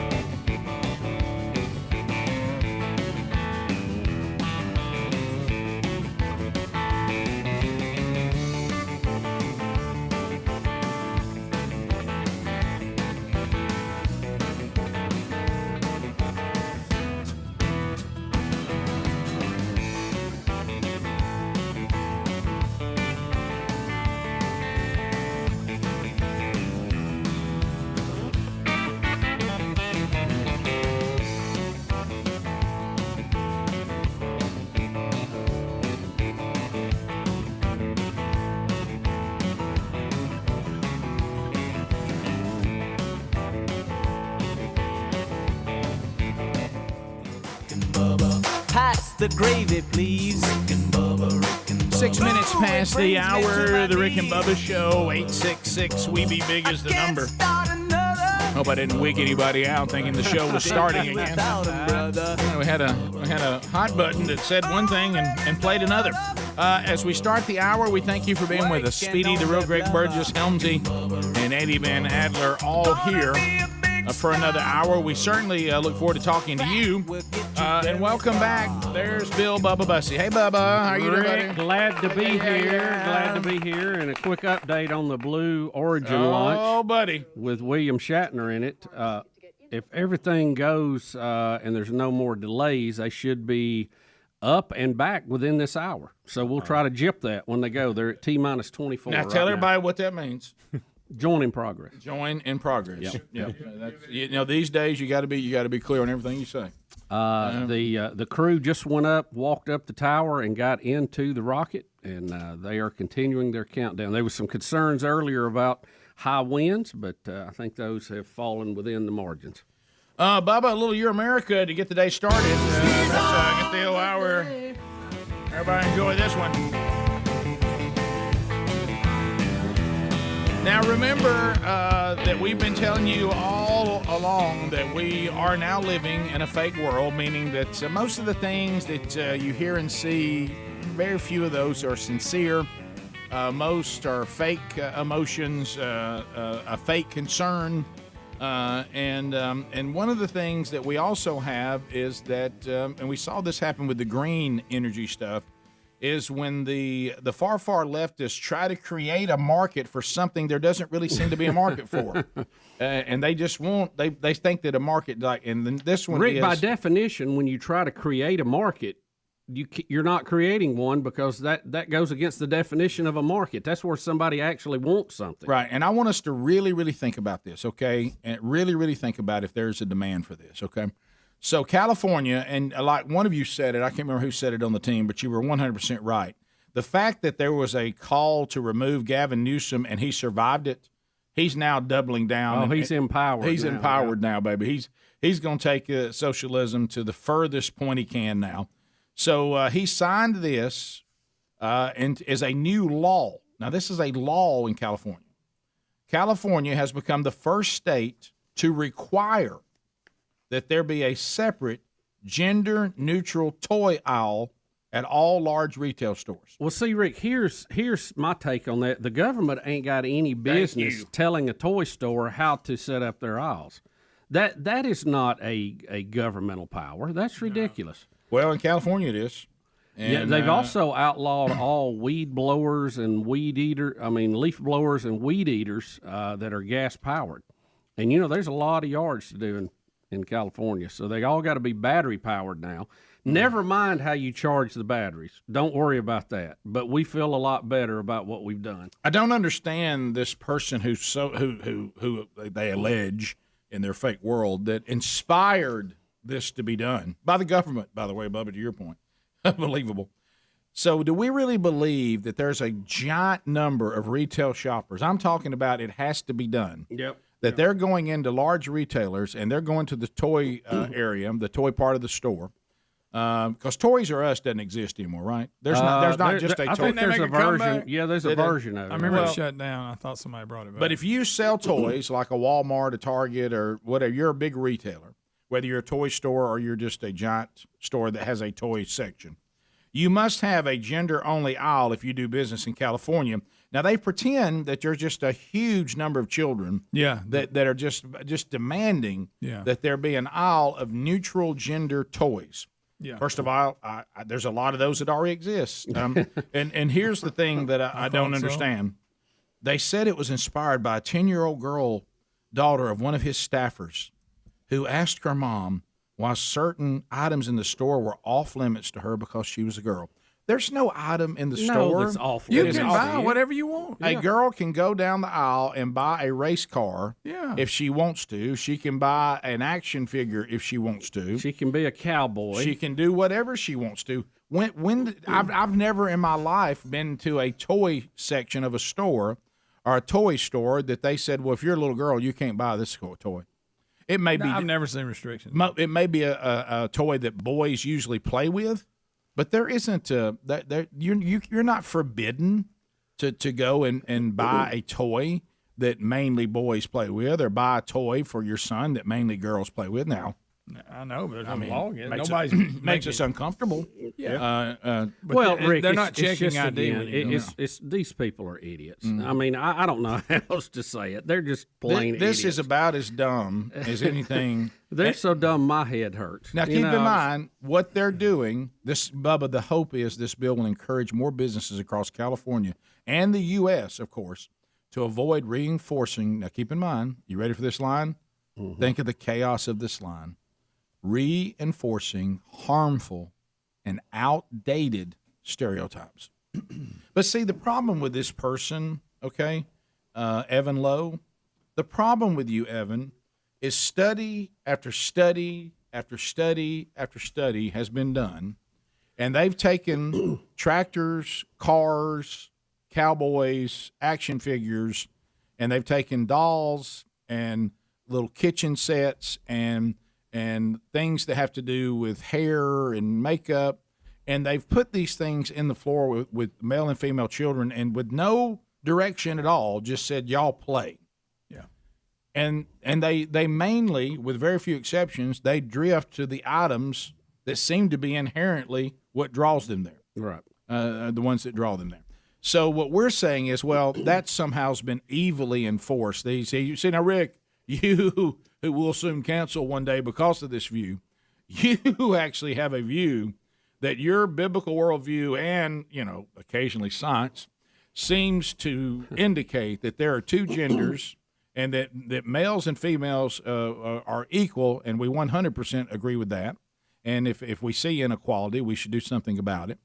But you're saying they're not just equal; they're distinctly different. Mm-hmm. Yeah, I do say that, and I think science says that. The Bible absolutely says that. You may give you a little insight on that, Rick.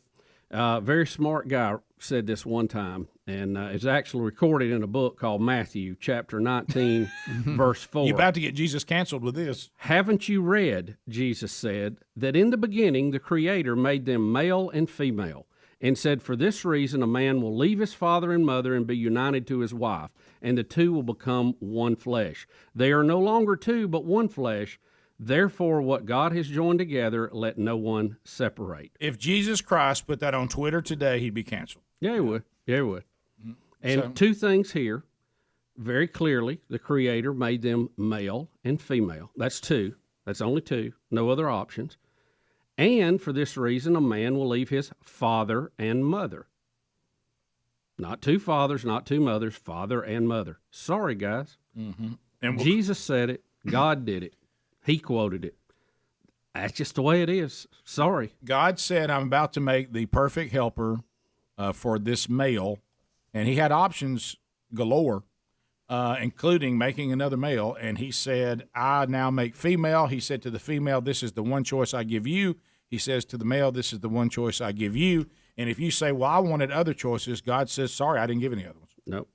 And then some of you New Testament people think that changed. Jesus just said, Bubba just read to you that Jesus himself says, I go back to what you just heard about my Father, what we would say back at Genesis. Of course, Yep. Jesus was just saying, I was there when this happened. Right. When this was done the first time, I stand on that standard, and it's still in play, and you will not see this standard change throughout Scripture. And you don't see this standard change in science, whether you have a biblical worldview or not. All the rest of this is just fake and made up. And if someone's struggling with that, we should have compassion for them and we should help them. But that's not what we're doing. What we're now doing is saying, you may not be struggling with this, but I want to create an environment where maybe you will.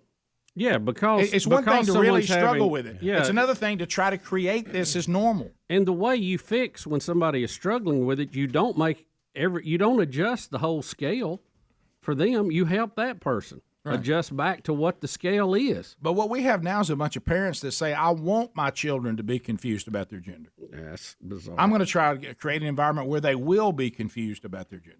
And I think being confused about your gender is mod and updated, and not being confused about it or actually thinking they're distinct, that's old and archaic. Matthew 19:4. As R, we call it, the speech that would get Jesus canceled. I remember I read that the other day. I said, "Wow, Jesus would have got canceled for that statement right there." Can't be any simpler, any plainer. Nope. And there's a lot in that, 4 through 6. There's several points there that I think we've got away from. He doesn't sound much like a hippie there, does he? No, he doesn't. He doesn't sound like he's wanting to compromise on that either. If it hurts somebody's feelings. No. Matter of fact, he was telling the Sanhedrin about it. We'll be right back. Pharisees. More Rick and Bubba next. Rick and Bubba.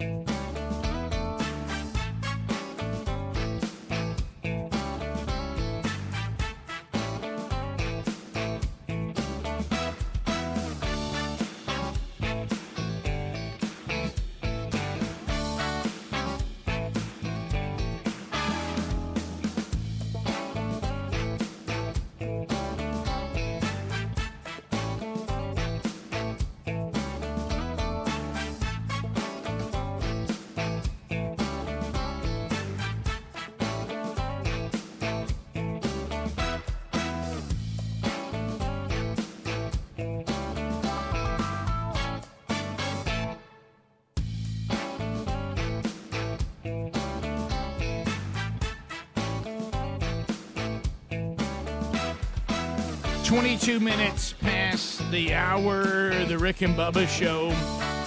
As we make our way back, we've lost Bubba for the hour until the Blue Origin lifts off. Bubba, we would not have him. He'll be looking at. I'm with you. I'm just keeping an eye on it. They're in a. I know you got an eye on. They're in a hold at 15 minutes. I think it's pre-programmed, but I'm not sure. So we'll see. We do have an update.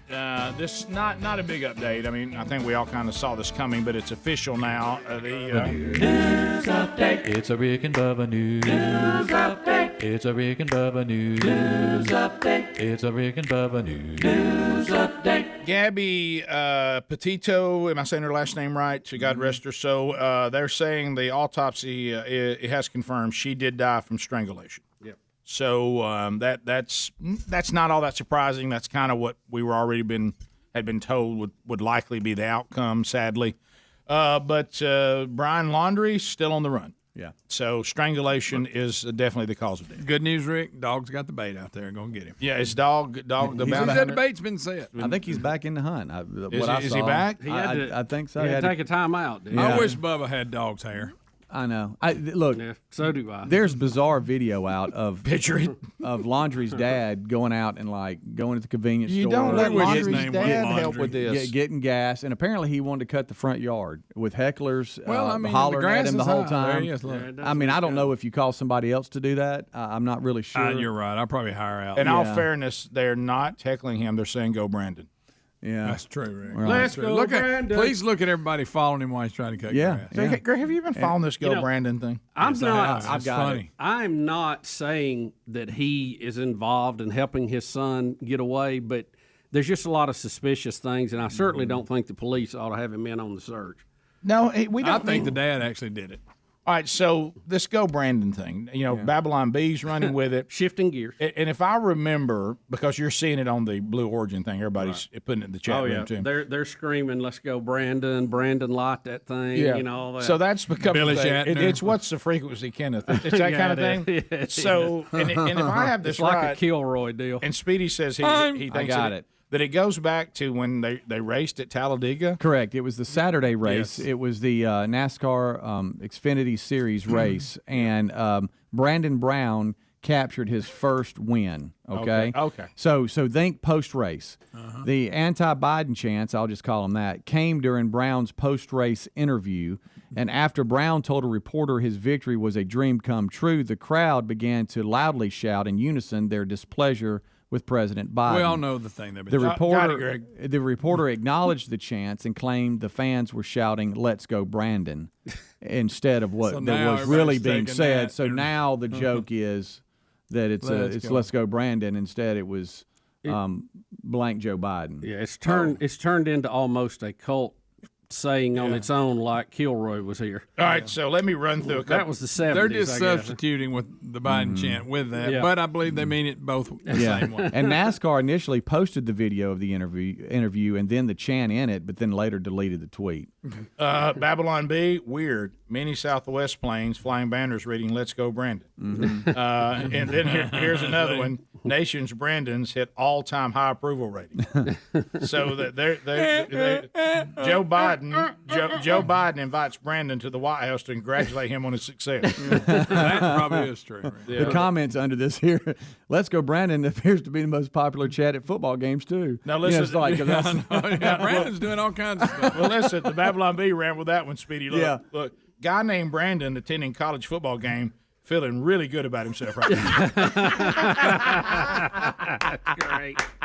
People really love me. Good. So there you go. So that's how it happened. Okay. Well, that is funny.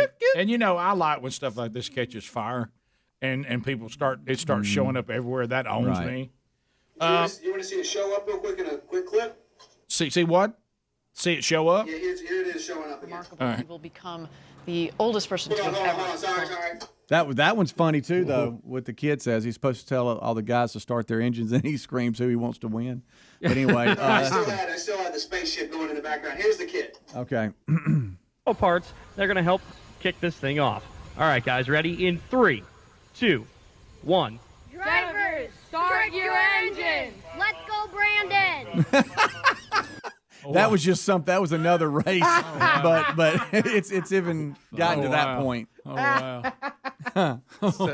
So they're on fire with it right now. So this thing is the reporter, the reporter that's doing the live interview, they hear it and then they're like, okay, we got to spin out of this. So he says, actually, they're saying, let's go, Brandon, but that's not what was being said at Talladega. But now that's taken off. Now it's everywhere.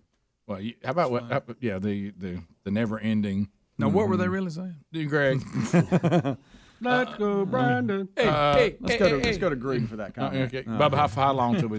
We are still in a T-minus 15 hold. We need for it to time down our break or our segments, Bubba.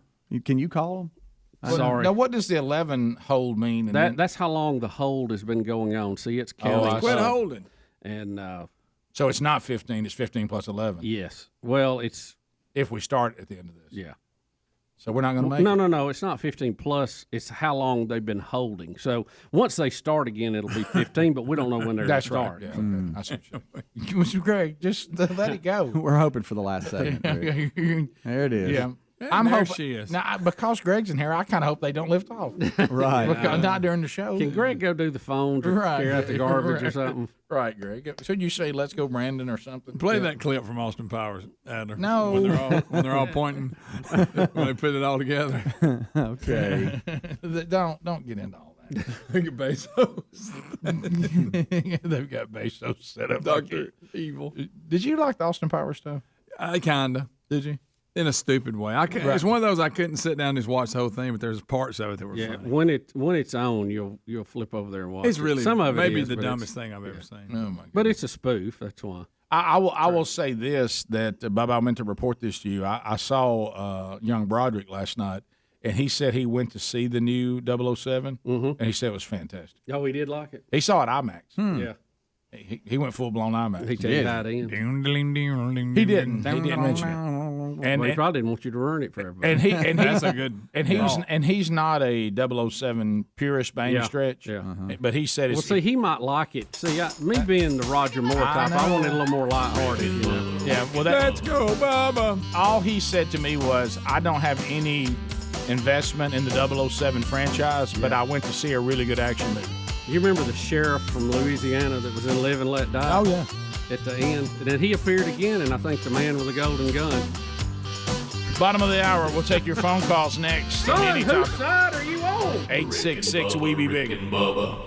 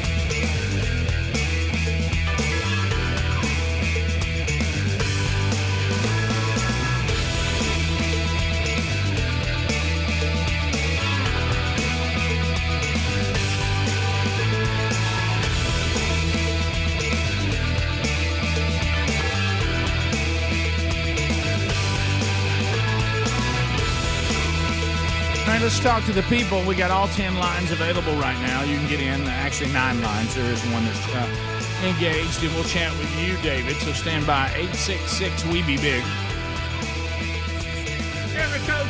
You can get in. You can make a comment. You can ask a question. You can bring information to the table. Whatever you would like to talk about, your opportunity is going to be made available.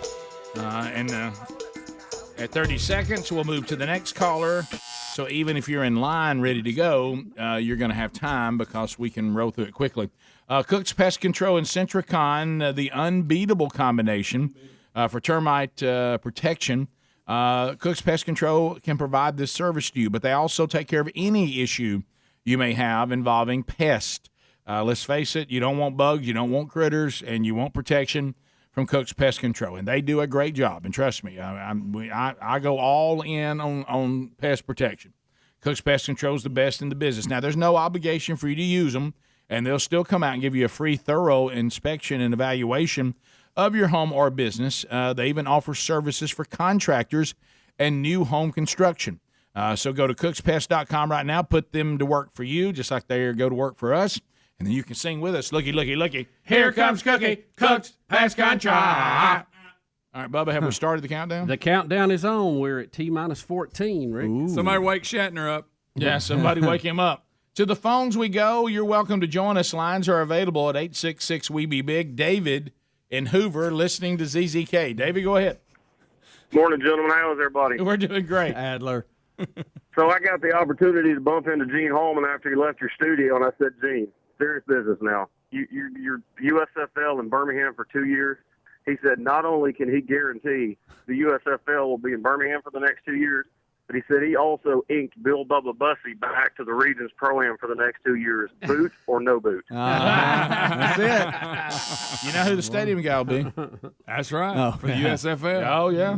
Greg Burgess. No. USFL. USFL. You know him as Greg Speedy Burgess. I feel so bad for him. You don't know him as Speedy. By the way, that owned me. Gosh, that's funny. That's somebody that kind of knows. Yeah, sort of know the show. Not quite enough. Just enough It's been a minute. Just enough to be dangerous. Brett in Huntsville, 100.3 The River. I just went with it. Brett, go ahead. Thank you. Hey guys, Green Acres Monkey Grass. Thank First time you. caller, long time listener. You saying that wrong? Thank you, Brett.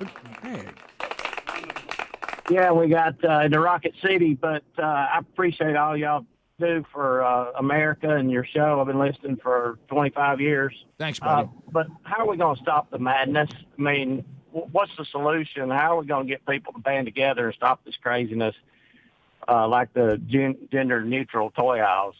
Well, there's not a lot you can do there. If California passes a law, unless you live in California and you can vote these people out, if they pass a law that a retailer is required to have a gender-neutral toy aisle, whether there's a demand for it or not, if you elected them and they pass it, there's not a lot you can do. You know, Rick, I hope a lot of this stuff it falls under what I call the Cabbage Patch Doll syndrome, that people just get tired of it and they go back to doing what they were doing. You know, it kind of loses its steam. Yeah, oh, yeah, we got to do this and do that. And, well, we did it, and it really didn't change anything. Who cares? You know? Well, and it goes back to this. Cabbage Patch Dolls were very important at one time. Everybody now nobody over. cares. Remember, people were fighting. Right. Oh, yeah. It really goes Tickle back. Me Elmo made a run. Yeah, it does. But not like that. But, Brett, honestly, and I know this is going to be somewhat serious, but if you're really asking the question, the only thing that really ever makes change is a spiritual revolution. Because all of this comes from the fact that people's hearts and the way they see things morally and spiritually has changed. And so if you were to have a spiritual revolution to where people change the point of view that they have and their flawed spirit was redeemed, and then biblical truth walked into their life, and through sanctification they begin to see the world through the eyes of God versus the eyes of themselves, then that changes everything. And it is interesting that we spend so much time on all these other things that frustrate us and really never quite pull off change. Really, if you would just concentrate, it's kind of like what we were doing with the men's ministry thing we're doing. You know, for years and years and years, we kept being told of the influence of men in homes, in church, and in society is where God gave the most headship and influence. He doesn't make men more valuable than women. It's just different. And there's a distinct headship that God bestowed upon man at the beginning. So then we started kind of thinking common sense. Well, probably then you'd want to spend a lot of energy trying to reach and disciple that influence, because then that influence would then make the most change. It was common sense to us. Hadn't been, it's not something new. It's not like something that we came up with that no one's ever said, but is anybody ever going to do anything? So honestly, for me, I'm concentrating my time and energy on a spiritual revolution, because I really think it's the only thing that's going to make any difference. Yeah. The rest of it's kind of I don't want to say a waste of time. You certainly go do it if you'd like to. But to me, I gotta concentrate on the things that I can actually do. And you know what? Everybody within the sound of our voice, if you truly claim to be redeemed, then you have been told, not asked, told to go make disciples. You've been told to do that. Now, it is impossible to teach people what you have been commanded if you have no idea what you have been commanded. And I was that guy. I spent a lot of my life going, I've been redeemed, and somebody tell you to make disciples? Yeah, but you know why I couldn't make disciples? Because I really wasn't redeemed, because I had no interest in the Word of God at all. I didn't know it. I couldn't teach you what God commanded, because I didn't know what He commanded. I could teach my kids how to swing level, how to throw hard, but I couldn't teach them about the Bible because I didn't know anything about them. Now, how did I know how to teach them to throw and hit and tackle and block? How did I know that? How did I know how to teach them how to fish and how to hunt? Where did I? Well, you know what? I learned it. I studied it. I became an expert on it. And you know where you might learn it from? Another man, your daddy, a man that took you out and taught you these things. Doesn't that sound real familiar? Why we don't take those same concepts. Now, I am doing that now. I'm not perfect, and I'm working on it, but I can see the common sense of that. Mm-hmm. So the same way I became an expert on everything else is how I'm working on becoming an expert on the Word of God, so then if you go make a disciple, you actually know what you're talking about. It's not that complicated. Now, it requires effort. But you know what? Everything that we learn required effort, right? I mean, if you're going to be good at tennis, do you just walk out there one day, Bubba, and say, "No, you work on it? You got to learn it, and then you got to work on it and refine it and practice it. Practice it." Yep. So honestly, I've realized there's nothing that I could possibly devote time to that has more value than that. Nothing. So it just makes sense. Why not devote time where the most value is? Well, what do you mean valuable? Well, my eternity, that's a pretty big deal. Somebody else's eternity, that's a big deal. So I finally have shifted to say, if I've got time to devote, I'm going to devote it to that. I'm not going to be out there stumping for political candidates and all that anymore. I kind of found that to be a waste of time. This is a better word. That wasn't the best use of my time. Tried it, but just not going to do that anymore. So I'm going to just concentrate spending the time that I can on that, because I think that's where the answer is. It has been for me personally, so I assume it would be the answer for everybody. Certainly been the answer for me. Let's go to Nick in Asheville. Nick, welcome to the Rick and Bubba Show. Go ahead. Hey, guys, I appreciate your show, and I appreciate your ministry. I'm a born-again child of God myself, but I haven't really heard much about the man church. I was wondering what exactly that was, if you could just explain it to me. Okay, well, I'll tell you what, I can briefly, but if you go to themanchurch.com, and you can actually click on a Get Started, and you can find out, but to put it in a nutshell, it is a men's discipleship strategy that features two things. One thing that we've always done in men's ministry, and the other thing that we haven't.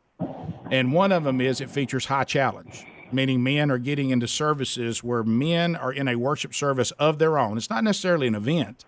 It's just a service that shows up at some we suggest 4 times a year, every quarter, in the local church, where men are taken into a service where you can talk to men like men, because you can't reach and disciple men speaking to them like they're women and children. We've tried that, and on the Sunday worship, the man needs to be there with his family, and I don't expect a pastor to focus the message only to the men, because he's speaking to the whole family.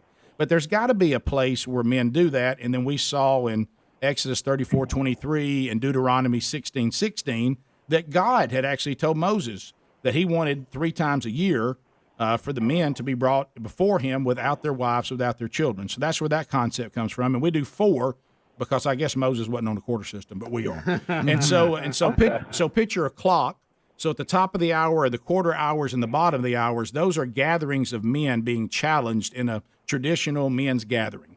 And then in between those gatherings is 10 weeks of curriculum where the men are in small groups, and now we've challenged the men, now we're equipping the men and taking them from spiritual infancy to spiritual maturity.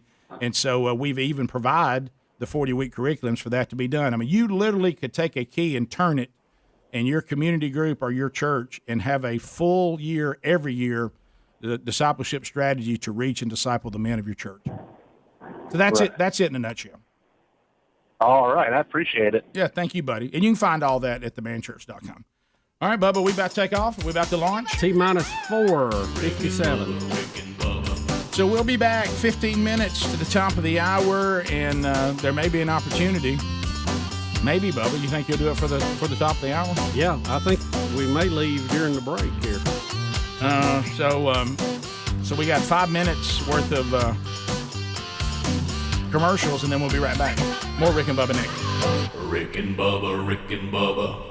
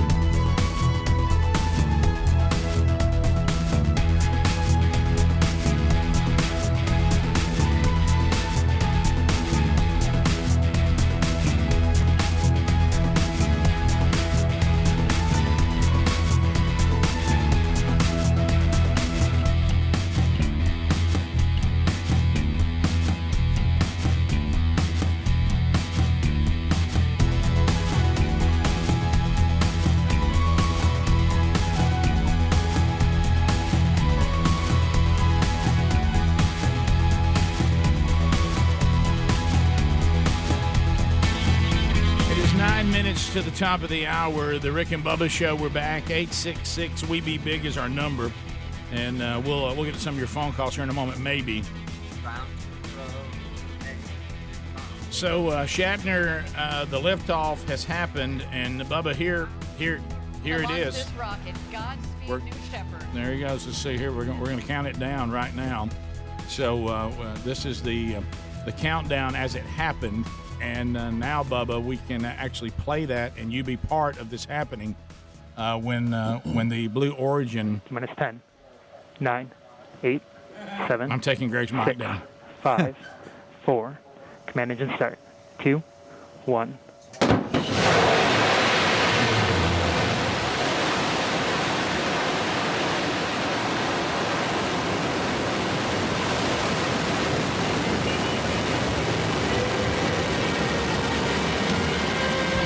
Well, look at that shot.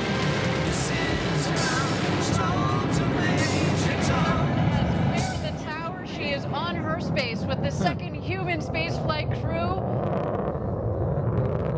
What a launch. We are on our way to Max Q, the first milestone here on its flight to space.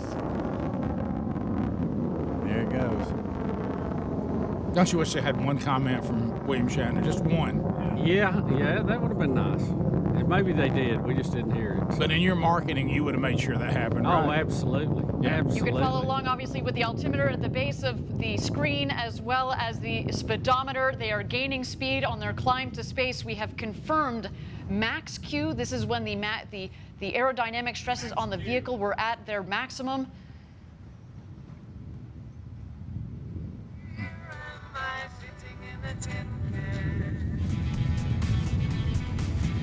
So, just amazing how fast. Oh, Bubba. That thing. How about it? You okay? Oh, yeah. It's just interesting. Seeing that, for a seeing second, it you were work. on your couch just watching it for a second. Well, just mesmerized. It is mesmerizing to me.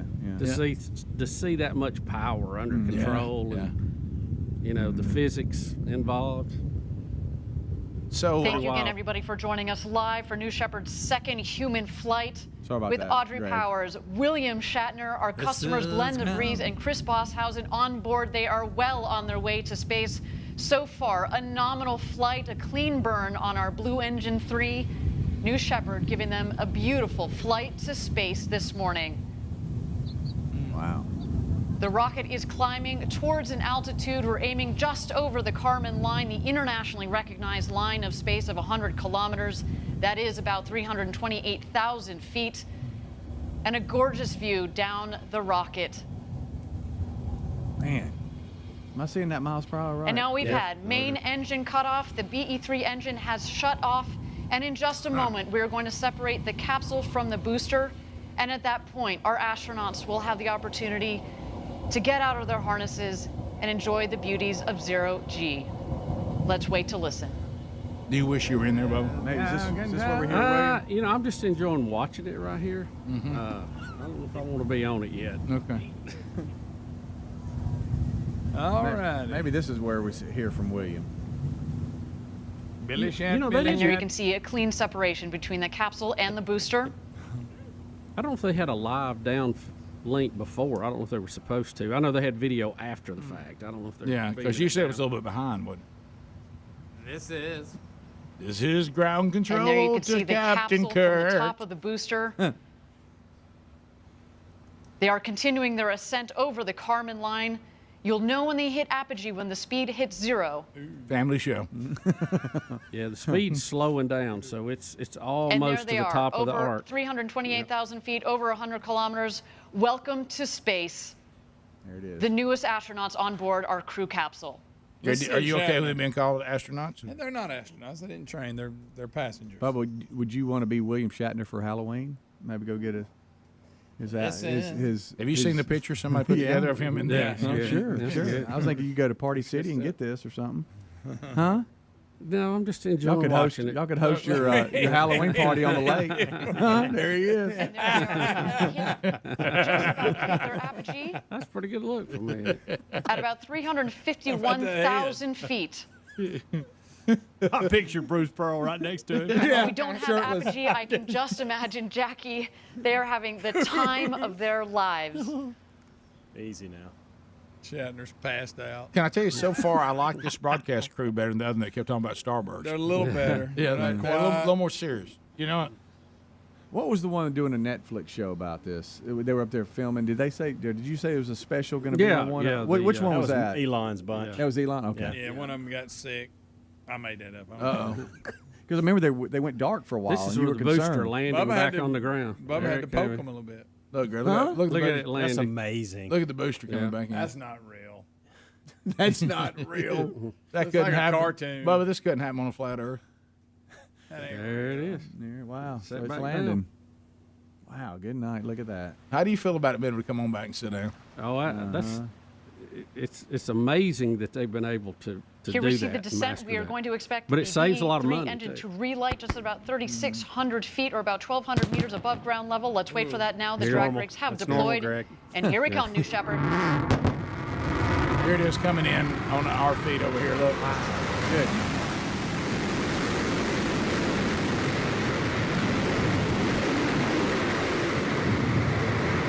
That is amazing. It does that by itself, just all computer control. That's unbelievable. And touchdown. Welcome back, New Shepard. The 4th flight to space and back for that vehicle provided a beautiful flight to space for our 2nd human crew.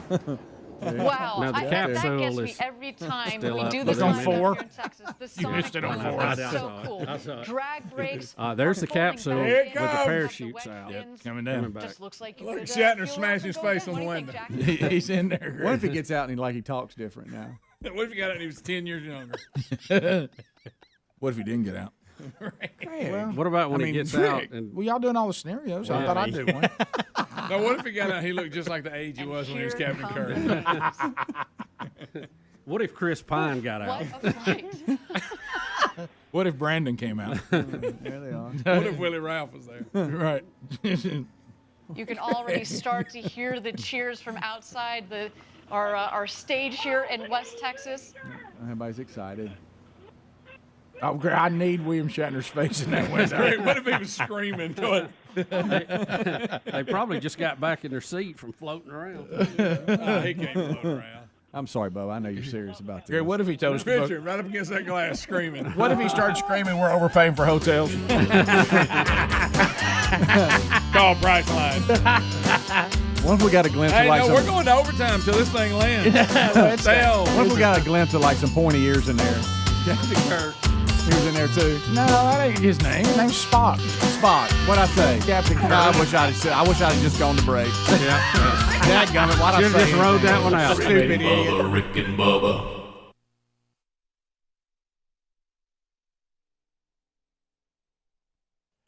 Hey, thank you for watching Rick and Bubba live on our YouTube channel. We're here live every Monday through Friday. Be sure to subscribe and hit the little bell for notifications.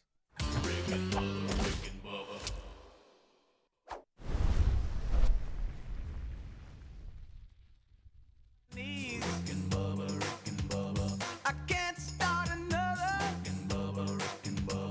day without him, brother. Oh, there is no other waking on that blubber.